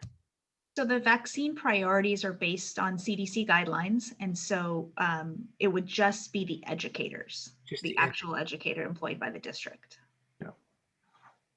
And or any other conditions that that fall under that tier. So if the spouse or someone living in the household met other criteria to have the vaccine, then that also would fit. But in terms of the educational sector, it would have to be the employee, you know, working in the school sites. So it does not extend to the correctly that the vaccine is not going to be administered to students of ages 16 or 18 and lower? Correct. So that will not be a vaccine for students. Correct. No. There's still doing clinical trials on youth and the vaccine, and so that's not in the works right now. That's not in the works. Okay. Mr. Moore, I wanted to just turn to you for a moment, because you had raised the continuing concern of ICU beds. I don't know if that's a requirement you still felt was important in among these three, just to make sure you have a voice here. Thank you, Neil. Yes, I think that is still an important factor. Now, if things progress the way they appear to be, hopefully we'll have some beds available. But my view on this is, if we bring adults and children to campus, and even one adult or child gets sick and they're not able to get attention in a hospital, I have a problem with that. So yes, that is an issue for me. Mm-hmm. Do we want to, is that a criteria that doesn't sound like it would be difficult to meet, assuming we get down to 25, but we may want to put that as an additional criteria? Just, I'd like to honor that as well. Yeah, we could certainly add that. I mean, it did come up in a conversation today with the county that as these case rates get down to 25, that the high likelihood that there would be, you know, that it would work together hand in hand, sort of lowering or increasing capacity, I guess, in ICUs and hospitals. But yeah, we could certainly put that in there. You know, Well, what would you put in there? What metric would you use? So we'll have to do some analysis and figure out what that is. I mean, we don't. So yeah, well, I don't want to just throw out an arbitrary number. Yeah, fair enough. We'll have to Yeah. look into that. Okay. Yeah, Fair and enough. I think it's So- important to understand what the normal utilization rate of ICU beds is, right? Because I imagine they're not empty all the time. It's not going to be Right. zero, right? I mean, if they're always at say 30 or 40% capacity, then this number would have to be greater than that, right? Yes. The stay-at-home order was placed when the ICU capacity was falling below 10%. That was kind of the threshold that was used, and they started monitoring that. We started seeing the percentages when we were getting close to the 20 to 21% mark is when we started hearing about it in the news. But the threshold was the 10% to put us in the safe or at-home order. I think the other, and I'm not sure if it's really captured here in this metric or not, but I think we need to make sure that the vaccine is at least offered to our teachers. So somehow we need to capture that in the metric. Yeah, that definitely would be, and then hopefully locally. I mean, we have reached out and want to partner with certain organizations to hopefully provide it closer. But at this point, we do believe pods will be set up regionally so that it's, so once the doses do come into LA County, that it'll be a short drive for our teachers and staff, around the South Bay and LA County. Right. Any other comments on the presentation? Was that the end of the presentation, by the way, Dr. Dougal? Yeah. Thank you. Are we comfortable with this? This wasn't an action item per se, but it is we'd like to give the board, the cabinet direction that we're approving this or in favor of this. Comments, thoughts there, please. I am comfortable with the presentation and the direction it's headed in and for making a decision. Thank you. Thank you. Mr. Ben Yeah, Willis? I'm Go ahead, sorry. Jill. Go ahead, No, Jill. I didn't know if you were just gonna let us speak up or how you want to do it. Go for it. Sure. I am also comfortable with the presentation. I really appreciate the metrics. I appreciate understanding the metrics and having the sort of flow, the continuum that got us to the point where we are now. And I think it's a good set of recommendations. So thanks. Thank you. I also like the set of recommendations and the revisions. I would like to ask for a little bit of a follow-up since the vaccine, for example, we're looking at it as a recommendation. I'd like to get a pulse from our teachers as to how many of our teachers would want to take the vaccine since it is a recommendation, because if some do not want to take the vaccine, right, that's something that I think we should evaluate and take that as a factor. And also for capacity, right? How many teachers do we have that can return back or want to return back to class? That's definitely a factor that we should be looking at. And Nelson, any final thoughts? I concur with all the recommendations, and I saw the metric on the vaccination and when it's planned to be administered, but I just think the importance here is, we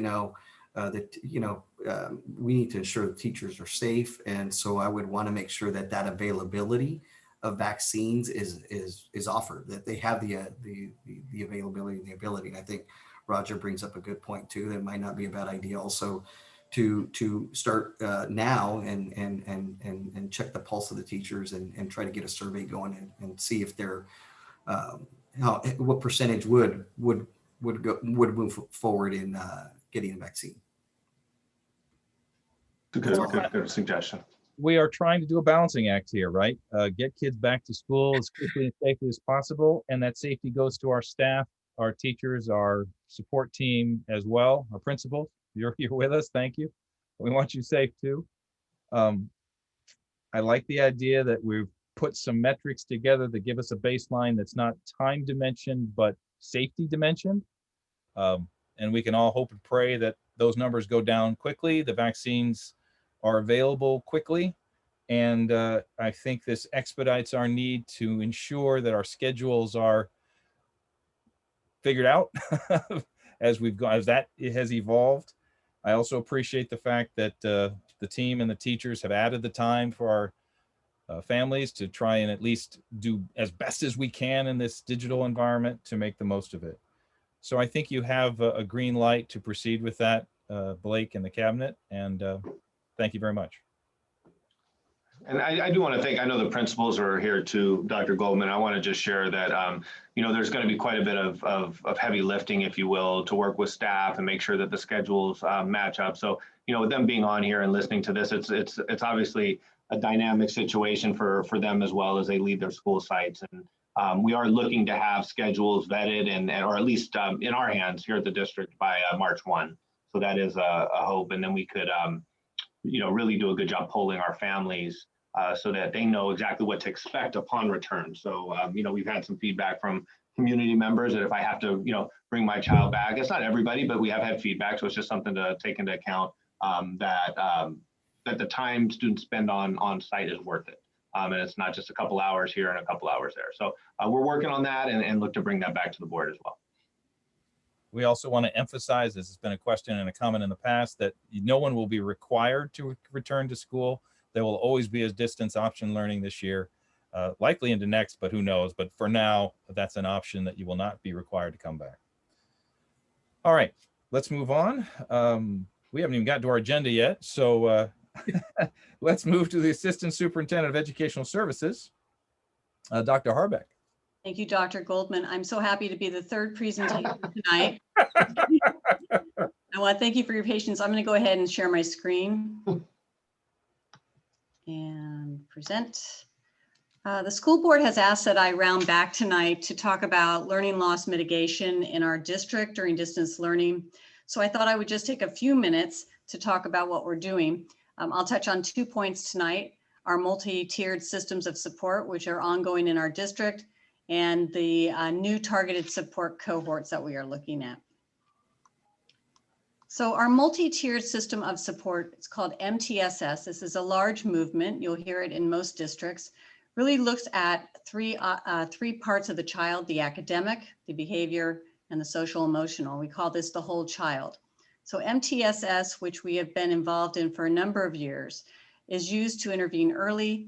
It addresses the whole child, as I said.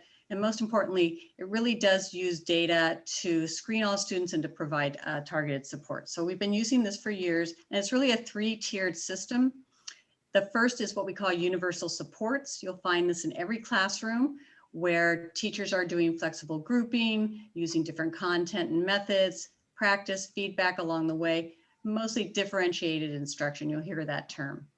We also have tier 2. This is when the teacher identifies that certain groups in her class need different instruction, whether it be engagement or more intervention. We see that going on in classrooms with breakout rooms now in our distance learning. When we're in person, you'll see it more in small groups and flexible seating. We also have some students that are taken out of this tier 2 and given small group interventions outside the classroom. And then we have tier 3, and tier 3 is really your site-based intervention programs. We have these going on our sites where students do come out of the classroom and work in small groups with an interventionist, or sometimes one-on-one with an intervention teacher. We also have supports going on with our counseling department in all 3 of these tiers. For tier 1, it would be our school-wide positive behavior program, along with the social emotional lessons that our care team does provide, small group counseling groups in tier 2, and then family supports and one-on-one counseling in tier 3. So I just want to let you know that's something that's going on now. It's been going on for years. We continue improving this program and strengthening it on all our campuses. When you're talking about targeted support cohorts, we are adding this to our tier 3 MTSS. This is our more intensive group. A group, students that would be in the targeted support cohort are going to be in there for varied reasons and circumstances. And these are students that for whatever reason are not able to access learning during our distance learning program. And we looked at it in our planning with 5 areas. First, what measures would we use to look at how our students are doing? What would be our criteria to build these cohorts? What would the setting be? What would the program be? And importantly, what would the personnel be? So when we're looking at measures, we have what's called in the district an early warning system. This is something that is research-based. It comes out of the CDE. It also comes out of Johns Hopkins University on how we look at children who very early may be at risk for not completing their high school years. The way you look at this is it's threefold: attendance, grades, and behavior. So attendance for us, in looking at a criteria for the cohorts, would be students who of course have a high absentee, students who are maybe have gone through a student attendance review team meeting or a SART. So our highest absences, just not attending either in distant during virtual asynchronous or synchronous learning. Also grades, we're looking at our DF students for math and ELA, English language arts. Behavior's a little tricky with distance. Typically that would be your suspensions, but during distance learning, we're going to be asking principals to look for students who have had a very low turn-in rate on their asynchronous work, very low participation with that. That would be more of a behavior for us. We also have a secondary measure in our universal screeners. These would be our counseling referrals from the care team. We have both STAR reading and STAR math scores where students who have not met the standard would be looped into this. And we have also our unduplicated population, pupil population, our foster youth, our English language learners, and students who are identified as economically disadvantaged. For the setting, this will be on campus. Again, these are small, stable cohorts who will receive targeted support. Our ratio is at the high end would be 14 in a cohort with 1 to 2 adults, with a maximum of 16 in the stable cohort. The program is really just what our teachers are doing.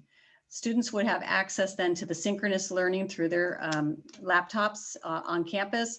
And then after class is over, they would have time in that cohort then to work on their asynchronous assignments. So it would all be teacher developed from our teachers who are teaching at a distance right now. And Nisha, did you want to speak about personnel? Absolutely. So as Eileen mentioned, as these are, small stable cohorts, and it is a kind of set program for us in a short-term amount of time just during this distance learning phase, is that we would look at staffing this on a short-term basis or temporary contract basis for employees, just knowing that it is for a set amount of time. Okay. We're looking at a timeline that is flexible depending on how quickly things move along. Right now, we do not have grades set. Our teachers are still working on grading for the first semester. Once those grades come in and we're able to archive them, we'll be able to really get an idea of where our students are with the grades for math and English language arts. We also want to give time once we have those numbers. And I say we, Sarah Nitsos, of course, is putting this data together, daily, just updating all this information. We're going to go ahead and ask our administrators then to look at the early warning system and the secondary screeners in terms of the list of students that we provide, and then to go ahead and work with their teachers and their counselors to identify who would actually really be a good fit for these cohorts. The design then would follow with identifying who the staff would be. We want to train those staff. There's going to be some training involved on how to work with students and also how to manage our programs. We're going to create those cohort schedules. When will they be on campus? How long will they be on campus? And this really goes back to our principals again, who know their students the best. And I just want to point out, this is for students grades 1 through 8. And then we have to prepare those settings, make sure we have all the safety protocols ready and the classrooms set up. Phase 3, communication, reaching out to parents, making sure this is something they want and that they're comfortable with, encouraging, of course, participation from our identified families. And then phase 4, implementation. We want to finish and get this going by March 1st. If we can move that date up, of course we will. We're moving pretty quickly on this. We've already done some preliminary look at who might fit into these cohorts and shared that with the principals to get early buy-in on who would be a good fit for these cohorts. So that's where we stand today with our MTSS and our targeted support cohorts. And we feel this is a good fit as we wait for our schools to open. Are there any questions? I have a couple of comments. First, thank you for putting this together. I've been asking questions and very concerned with this topic here. And as we can see, because we know that there's definitely student learning loss. I really am very appreciative of the time frame here, that it's actually moving very quickly. It does, recognizing it takes time to implement. It's not instantaneous, of course, but I really like the phases that you've outlined here with the identification, the design, communication, and then ultimately implementing. I think it'll be some welcome news as well for parents. We've heard some comments today under public comment where there's concern with that student loss, and this is definitely an avenue to give that added support. So thank you very much for putting this together. I think it's going to be very welcomed by our parents as well. So thank you. Thank you. Dr. Harbeck, along the lines of the identification, that first phase, excuse me. So the metrics used in this identification are primarily first semester grades, or so we've got all these metrics, all these measures then, right? Yeah, we will. And it's first semester grades. It's also, I really want to emphasize attendance. You know, when we see students not showing up, and this is where the research is very strong, students, particularly in kindergarten, chronic absenteeism is a precursor of failure in school. It's really important to get kids in school and to have them with their teachers. So we're looking very strongly at attendance and then just non-participation with the behavior. Thank you I appreciate that. I understand better. Thank you. Okay. Yeah, really good presentation. Thank you. Dr. Harbeck, can you advance the screen too, please? I have a question. I'll make sure my date's right. Okay, thank you. Our next board meeting is February 10th. That is a Wednesday, by the way, Thank everybody. you. Is it possible, two questions. Is it possible to have some numbers and some understanding and identification of students by that meeting? Is that realistic, or is No, that we too can soon? absolutely. I can tell you right now, we have some numbers that we're looking at. The students who would be in this cohort, it's a very small number. And I just want to emphasize that. We're talking very small group. This can change. There's a watch group that's larger, much larger. So this can change when grades come in. You know, we often have grading shifts at the end. So we're looking at that. The attendance we know right now, we can look at that. And again, the principals have been spending time on this early. So we should be able to give you at least percentages on where we are with this next time. I think also, yeah, obviously we need numbers to plan for. Sorry, I'm sorry, I didn't mean to cut you off. Oh, go no, ahead. that's okay, I'm done. Well, my second question is just to clarify, not only for all of us, but anybody who's watching, how does this interact with the presentation we just had about possible opening K through 6? I'm struggling to juxtapose those. So I'll go ahead. These cohorts are a finite group who have not been accessing learning. We know that. We can see from attendance, we can see from grades, teacher feedback. They are not accessing learning, and they need to, so we are looking at this as a small cohort with targeted instruction or targeted supports rather. So similar to just bringing on students who absolutely have to have supports, this is that group. It's very different than bringing on large groups of students that may need, or with teachers, because again, we don't have teachers working with them. We're not going to be able to do that. Teachers are at home working with distance learning programs. So it is different in that we're not reopening, we're attending to small groups in a supportive way with supportive staff, but the learning is still online and it's in small stable cohorts. We do have to be careful here about how many students we can bring on just based on our staffing. And then assuming we identify the students, we get them back in these small cohorts, everything's working well, they're in these cohorts week after week, that's the new plan. We open the schools because we've met the criteria, hypothetical. How do those work? We still maintain them in their cohorts, or they're in the, help us there. So this is where we would go back to our MTSS and we would look at them rejoining their classes, of course, because we want them with their teacher if we are able to reopen. And we'd bring them back into an intervention program through the MTSS program. Their principals would guide that. Any other questions, anybody? No, I think Dr. Goldman, if I can just clarify that these phases could happen and may very well happen, not with teachers. We may have support staff that would be monitoring smaller groups. So I just want to be clear that that's where that interplay happens. Is maybe we have to hire a third party that comes in and supports students, and our administrators would help support that. So there are several options. We are looking at other districts across the state and what they're doing and what and how they're supporting students as well. And so that's why it's not directly, the interplay doesn't directly match with, you know, the return of cohorts with teachers. It's, there could be some other creative, I guess, some stopgaps or bridges in between the time that you know, that we implement this and teachers actually come back to site for in-person learning. It feels to me that the biggest challenge in all of this is actually getting the students who haven't been attending to attend.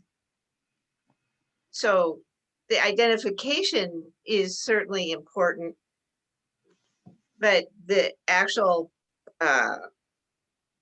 sort of attraction for the students who haven't been attending before, I'm a little curious what we intend to do to make them, not make them, but I don't know, sort of encourage the attendance that hasn't been happening. I don't think I understand that. Right, so it would be a very positive program, very positive take.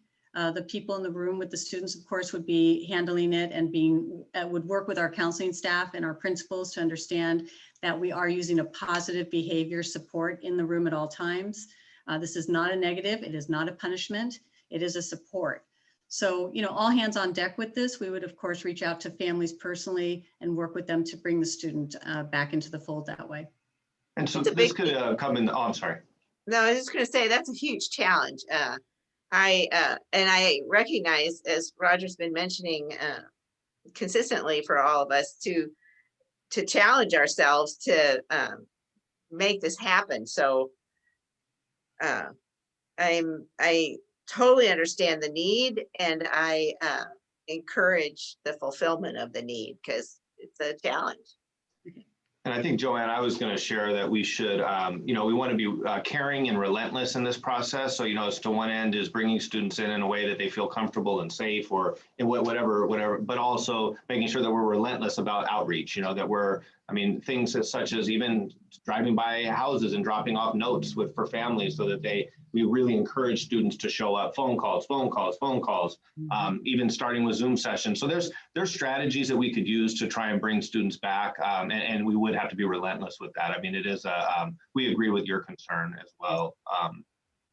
You know, and if I could just share too, I mean, I think that when we start looking at this, this is the imperfect part. I mean, not that any of this is perfect, really. It's all imperfect, right? But for you know, to talk about the COVID numbers and all of that, you know, sometimes it gets lost on, you know, it could get lost on people that really, you know, we're in the business of teaching and learning. And I just want to thank Eileen and the team for putting this together. It is complex to put this together, and you know, we could talk about COVID numbers and vaccines and all of that, but you know, our mission is teaching and learning, you know, and this is the essence of it. And so really a shout out to Sarah and Eileen for putting this together, because, you know, no matter where students are, no matter where they're learning, this has to happen, right? Teaching and learning has to happen, whether at home, at school. And so, you know, putting together a presentation of this nature, especially during a pandemic, is challenging. And so I just want to say thank you. Absolutely. Thank you. Thank you. Thank you, Eileen. Appreciate the metrics-driven approach. Very nice. Data has to drive our decisions here, guys. So we now come to the superintendent's presentation. What do you got to share with us, Blake? You had one already. All right. Is that true? No, I'm just kidding. I know. All right. So I want to end this, or not end. I guess we're not at ending yet, right? But I do want to, you know, I want to thank you, Dr. Goldman, and I want to share something. You know, I think it's a very important item. I want to take some time to recognize, you know, the Board of Trustees, you know, before us today, and those who have served in the community in years past. We do this today, and I share this today as Board Member Appreciation Month. This month comes to a close. You know, Wiseburn has traditionally been very lucky to have dedicated, professional, and committed public servants. And for many years, generations of students have reaped the benefits of the governance of, you know, folks like you that are on the Zoom today. I want to point out that three of our longest serving trustees in the history of Wiseburn: Mr. Walt Guerrero, who served just over 30 years as a trustee from 1974 to 2005, Mr. Aaron Ron Nathanson, who served just under 30 years, and Adolf Lusinger, who was one of our first board members, beginning his service in 1896, and then ending his term in 1925 after nearly 28 years. There are many to note, but most recently, Mr. Dennis Curtis spent 21 years in service to the district, and current DV Schools Board member, Mr. Brian Meath, served 13 years in support of Wiseburn Unified School District, and now is extending that service in his role as a Da Vinci trustee. Today, trustees, you sit before us with nearly 80 years, those that sit before us, the 5 of you, with nearly 80 years of combined service to the Wiseburn Unified School District. Mr. Mora for 20 years, Mrs. Caneda for 14 years, Mr. Martinez for 16 years, Mr. Banuelos for 12 years, and President Dr. Neil Goldman in his 6th year. You've seen the district change, grow, adapt, and continuously improve. You've seen new schools built, starting with Anza in 2002 and culminating with Wiseburn High School in the sports complex just 2 years ago in 2018. You're instrumental in the birth and growth of DV schools, our exceptional partners. You secured funds for technology, safety, and facilities. You've guided the district through the Great Recession and the consequent recovery. Today, we sit here on Zoom because of the unprecedented worldwide pandemic. Your volunteerism is exceptional, and your leadership during one of the most impactful moments in modern history is noteworthy. The decisions you make are not easy, they're multifaceted, and they are always scrutinized. Yet at the core, you believe in kids, you believe in the staff, the teachers, the community, and you believe in this amazing district. On behalf of the district staff and the executive team, I thank each of you for your service, for your guidance, and for your support. I would like to share with you resolution number 20-21.14 and actually ask before I read that we amend this agenda to add this resolution as an item. I'd like to add it as item 6.3 under general. We would need a roll call vote in order for us to add this resolution. So Dr. Goldman, I'm hoping that you could help facilitate that if possible. You bet. We need a motion to add the resolution 6.3 as defined. Can I have a motion, please? I feel awkward, but I would love to motion it. Likewise, I'll second. Roll call vote, please. Mr. Banuelos, Aye. Dr. Goldman, Aye. Ms. Caneda, Aye. Mr. Martinez, Aye. Mr. Mora. Aye, and thank you, Dr. Silvers, for those kind Yes. words. Thank you. Yes. So I'd like to read this into the record, Wendy, if that's okay. Wiseburn Unified School District School Board Recognition Month. This is resolution number 20-21.14. Whereas an excellent public education system is vital to the quality of life for all California citizens and communities, and whereas our public education system has faced unprecedented circumstances this past year as a result of the COVID-19 pandemic, and whereas our local school boards acted immediately to ensure our students' academic, social, emotional, physical, and mental health needs continued to be met at a time when students needed consistent services most. And whereas school board members continue to push to do more with less to serve the children in our community each and every day, and whereas local school board members are committed to children and believe that all children can be successful learners and that the best education is tailored to the individual needs of the child. And whereas school board members work closely with parents, educational professionals, and other community members to create the healthiest environments possible where all students can thrive. And whereas school board members are responsible for building and maintaining the structure that provides a solid foundation for our school system. And whereas school board members are strong advocates for public education and are responsible for communicating the needs of the school district to the public and the public's expectations to the district. And whereas the mission of the public schools is to meet diverse educational needs of all children and to empower them to become competent, productive contributors to a democratic society and an ever-changing world is more poignant now than ever before. Now, therefore, I, Blake Silvers, do hereby declare my appreciation to the members of the school board and proclaim this month, January of 2021, as School Board Recognition Month in the Wiseburn Unified School District. I urge all community members to join me in recognizing the dedication and hard work of local school board members and in working with them to create an education system that meets the needs of our children this 14th day of January, it's 28th day of January, 2021. Thank you. Wow. Any comments, anybody? That's very kind, Blake, very kind. Thank you very much. Thank you. Thank you. Thank you. we are all volunteers, and it's a labor of love and a very rewarding one, if not an exhausting one, but a very rewarding one indeed. So thank you very much. That's very kind. Thank you. It's nice to be the baby of the bunch among you, all you, by the way. So just a comment. All right, well, we will get there. Let's go to, Blake? that concludes your presentation? Oh, sorry, Wendy. Yeah. The, No, you have it, right, Wendy? right, We have one more piece. sorry. One last We're gonna, piece. we want to happily belabor this time. Sorry. We do have one more piece. We actually, we surveyed our staff and we had people send us some descriptions of our board members, and we put those together in a little slide deck for you. So if we could just share that real quickly. Gosh, that's pretty scary. Oh, no. This is a public meeting. Oh, no. Here we go.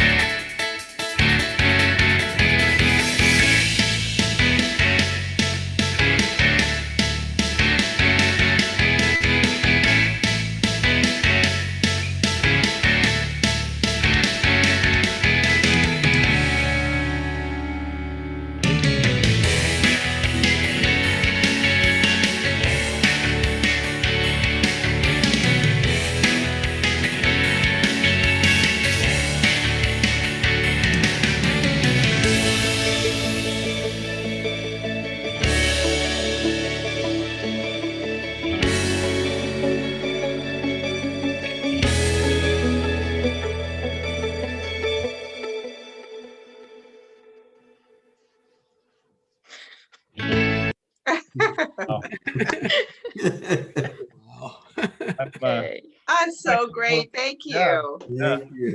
I'm a little teary. That was, wow. Thank you, guys. Thank you. Thank you sincerely. Yes. We better be resilient and move on. Wow. Does that conclude your presentation, Dr.? It does. All right. Thank It you. does. All right. Let us go to item 5.1, the minutes, to approve and sign the special minutes from the meeting held January 7th. May we have a motion, please? You have a motion. Okay. I'll second Joanne's motion. Thank you both. Comments or questions? Vote to approve the minutes. All in favor? Aye. Aye. Aye. Any opposed? No opposition? The ayes have it. Minutes are approved. Let's move to action items. Item 6.1, review the 2020 school accountability report card. Dr. Harbeck, will you be sharing anything on this? I would just briefly, all of our principals are here tonight, and the school accountability report card is something we do annually. It's really it's a look at our schools from all different angles, but the more in depth is the school site plans, and they work very hard on these. They collaborate together. They've worked with their school site councils to grow these plans for the year, and I'm just really thankful for their work. Thank you indeed. May I have a motion for this? You have a motion? A second. Thank you all. I wanted to comment that I actually read them. And I really appreciate the effort that went into these plans. There was one thing I noticed that seemed consistent. I think these are the particular items we're talking about, that there were several requests for ceiling tiles. So I really hope that we're gonna put the ceiling tiles back before the kids come into the classroom. And I only said that as a little bit of humor because I'm sure we will. But the plans were really well done, and I know there's a lot of effort that goes into these, and we sort of rubber stamp them, and I really appreciate the effort. Thanks.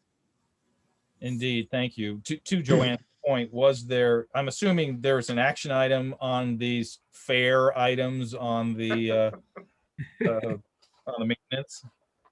Those are some, there are a list of those, right? It's not just written down. I mean, there's going to be action. Okay. And then I want to just, I assume this is becomes kind of a legal document that's required. And I did notice, again, thank you. I did notice that a number of them, we have no teachers listed in the 2021 category on the ANZA report. And I just want to make sure that's not going to be rejected for some reason, just because I assume it's required. That's been fixed, Dr. Goldman. Okay, thank you. And then the last question I have on these, it seems that we have fewer teachers this year at both 138th and I think it's Dana.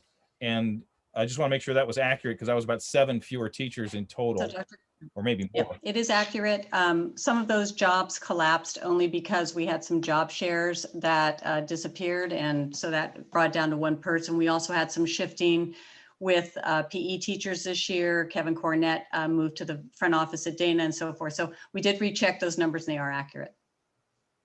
Perfect. Well, again, thank you all very much. All in favor, let's take it to a vote. All in favor of approving. This is item 6.1. Aye. Aye. Aye. Any opposed? The ayes have it. Item 6.2. And here is the single plan for student achievement, the SIPSA. Dr. Harbeck? So, you know, these plans are, I'm going to say this, they're absolutely wonderful to have. And I think what's better about them is that they are based on data and also on surveys from parents. And again, the school site council input. So you have a lot going on here to build those plans, and they do come out every year. We're looking at maybe transitioning them to more of a September. So you might see them come back to you a little bit earlier next year.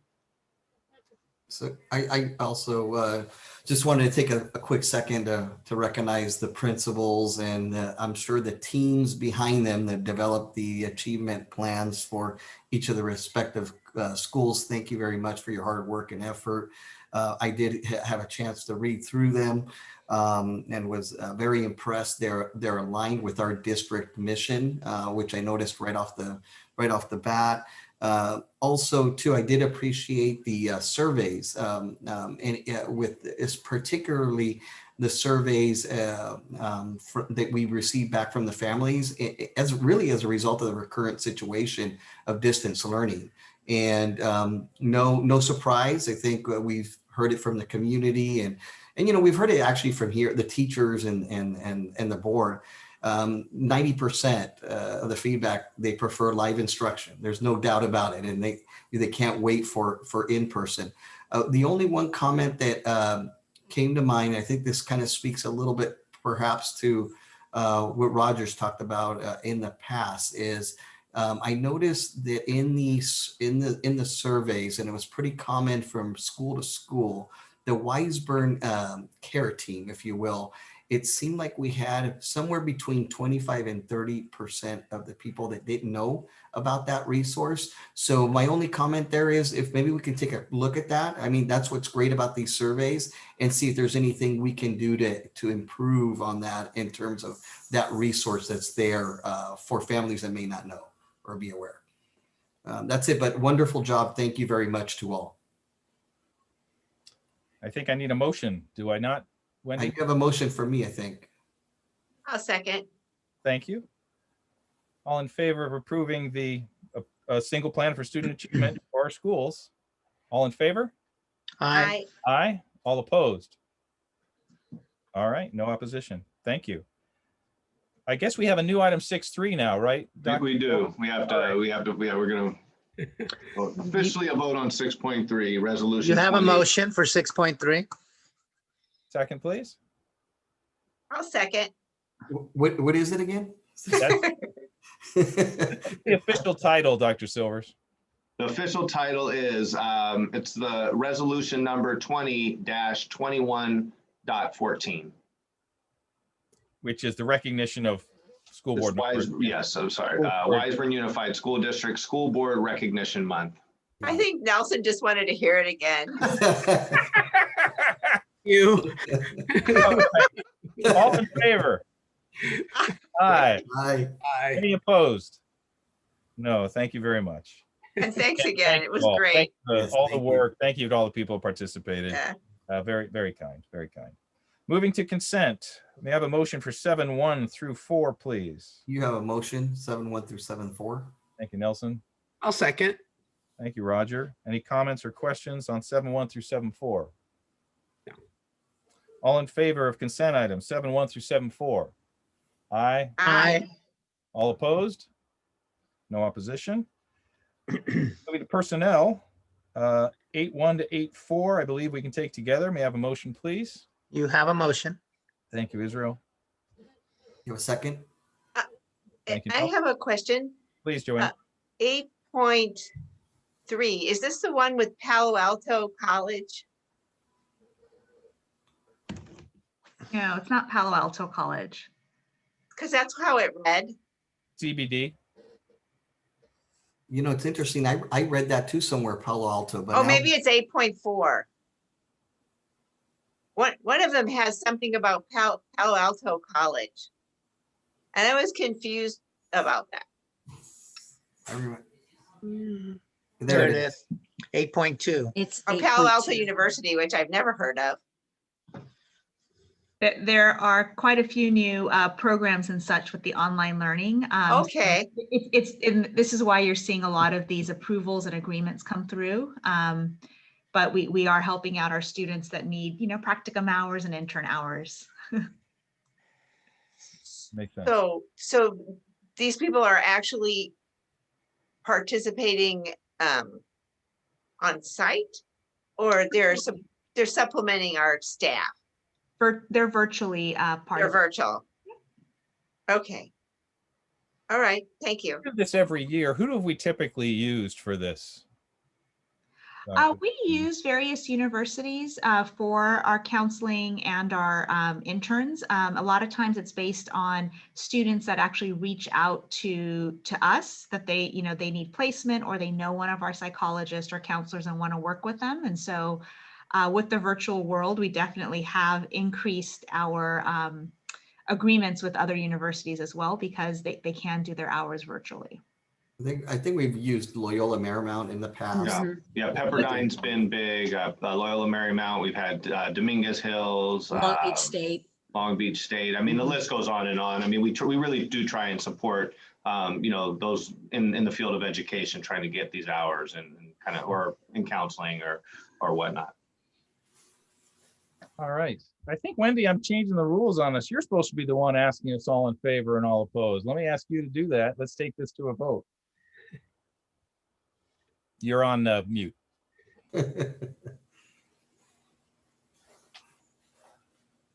This is item 8.1 through 8.4. Go ahead, just finish it, Neil. Yeah, just do it. Just finish it. All right, all in favor. Aye. Any opposition? No. I'll get my act together. Sorry, Wendy. All right. Upcoming events. Dr. Silvers, you want to take us through these? I'm You're surprised muted. that- You're muted. I'm trying to share the wealth here, guys. Blake, you're muted. I already shared them all. Oh, I was muted. I'm kidding. All right, so we have Cabrillo. I don't know, the principals, you're here. This is, why don't you all share your individual That's a better side? idea. You Yeah. bet. So Lisa, I know you're here. Hi. Yes, it's family dance night was tonight, but don't worry, there are more that will be upcoming. If you ever are looking for an evening of dancing, please join us. And we have our Kids Heart Challenge is also coming up. It's our 2-week fundraiser and kind of school spirit building event with the American Heart Association. We start that on Wednesday. So thank you. 138, please support our Seas Candy fundraiser. It's a perfect gift as Valentine's is coming around the corner. Everything is done online. It's delivered to your home, and it's run by our amazing PTA. So we're really excited. So please support 138's Seas fundraiser. And we have Stuffed Animal Day this Friday. Please bring your favorite stuffed animal to Zoom with you. It can be a distraction during class time, but yes, it's Stuffed Animal Day at 138 on Friday.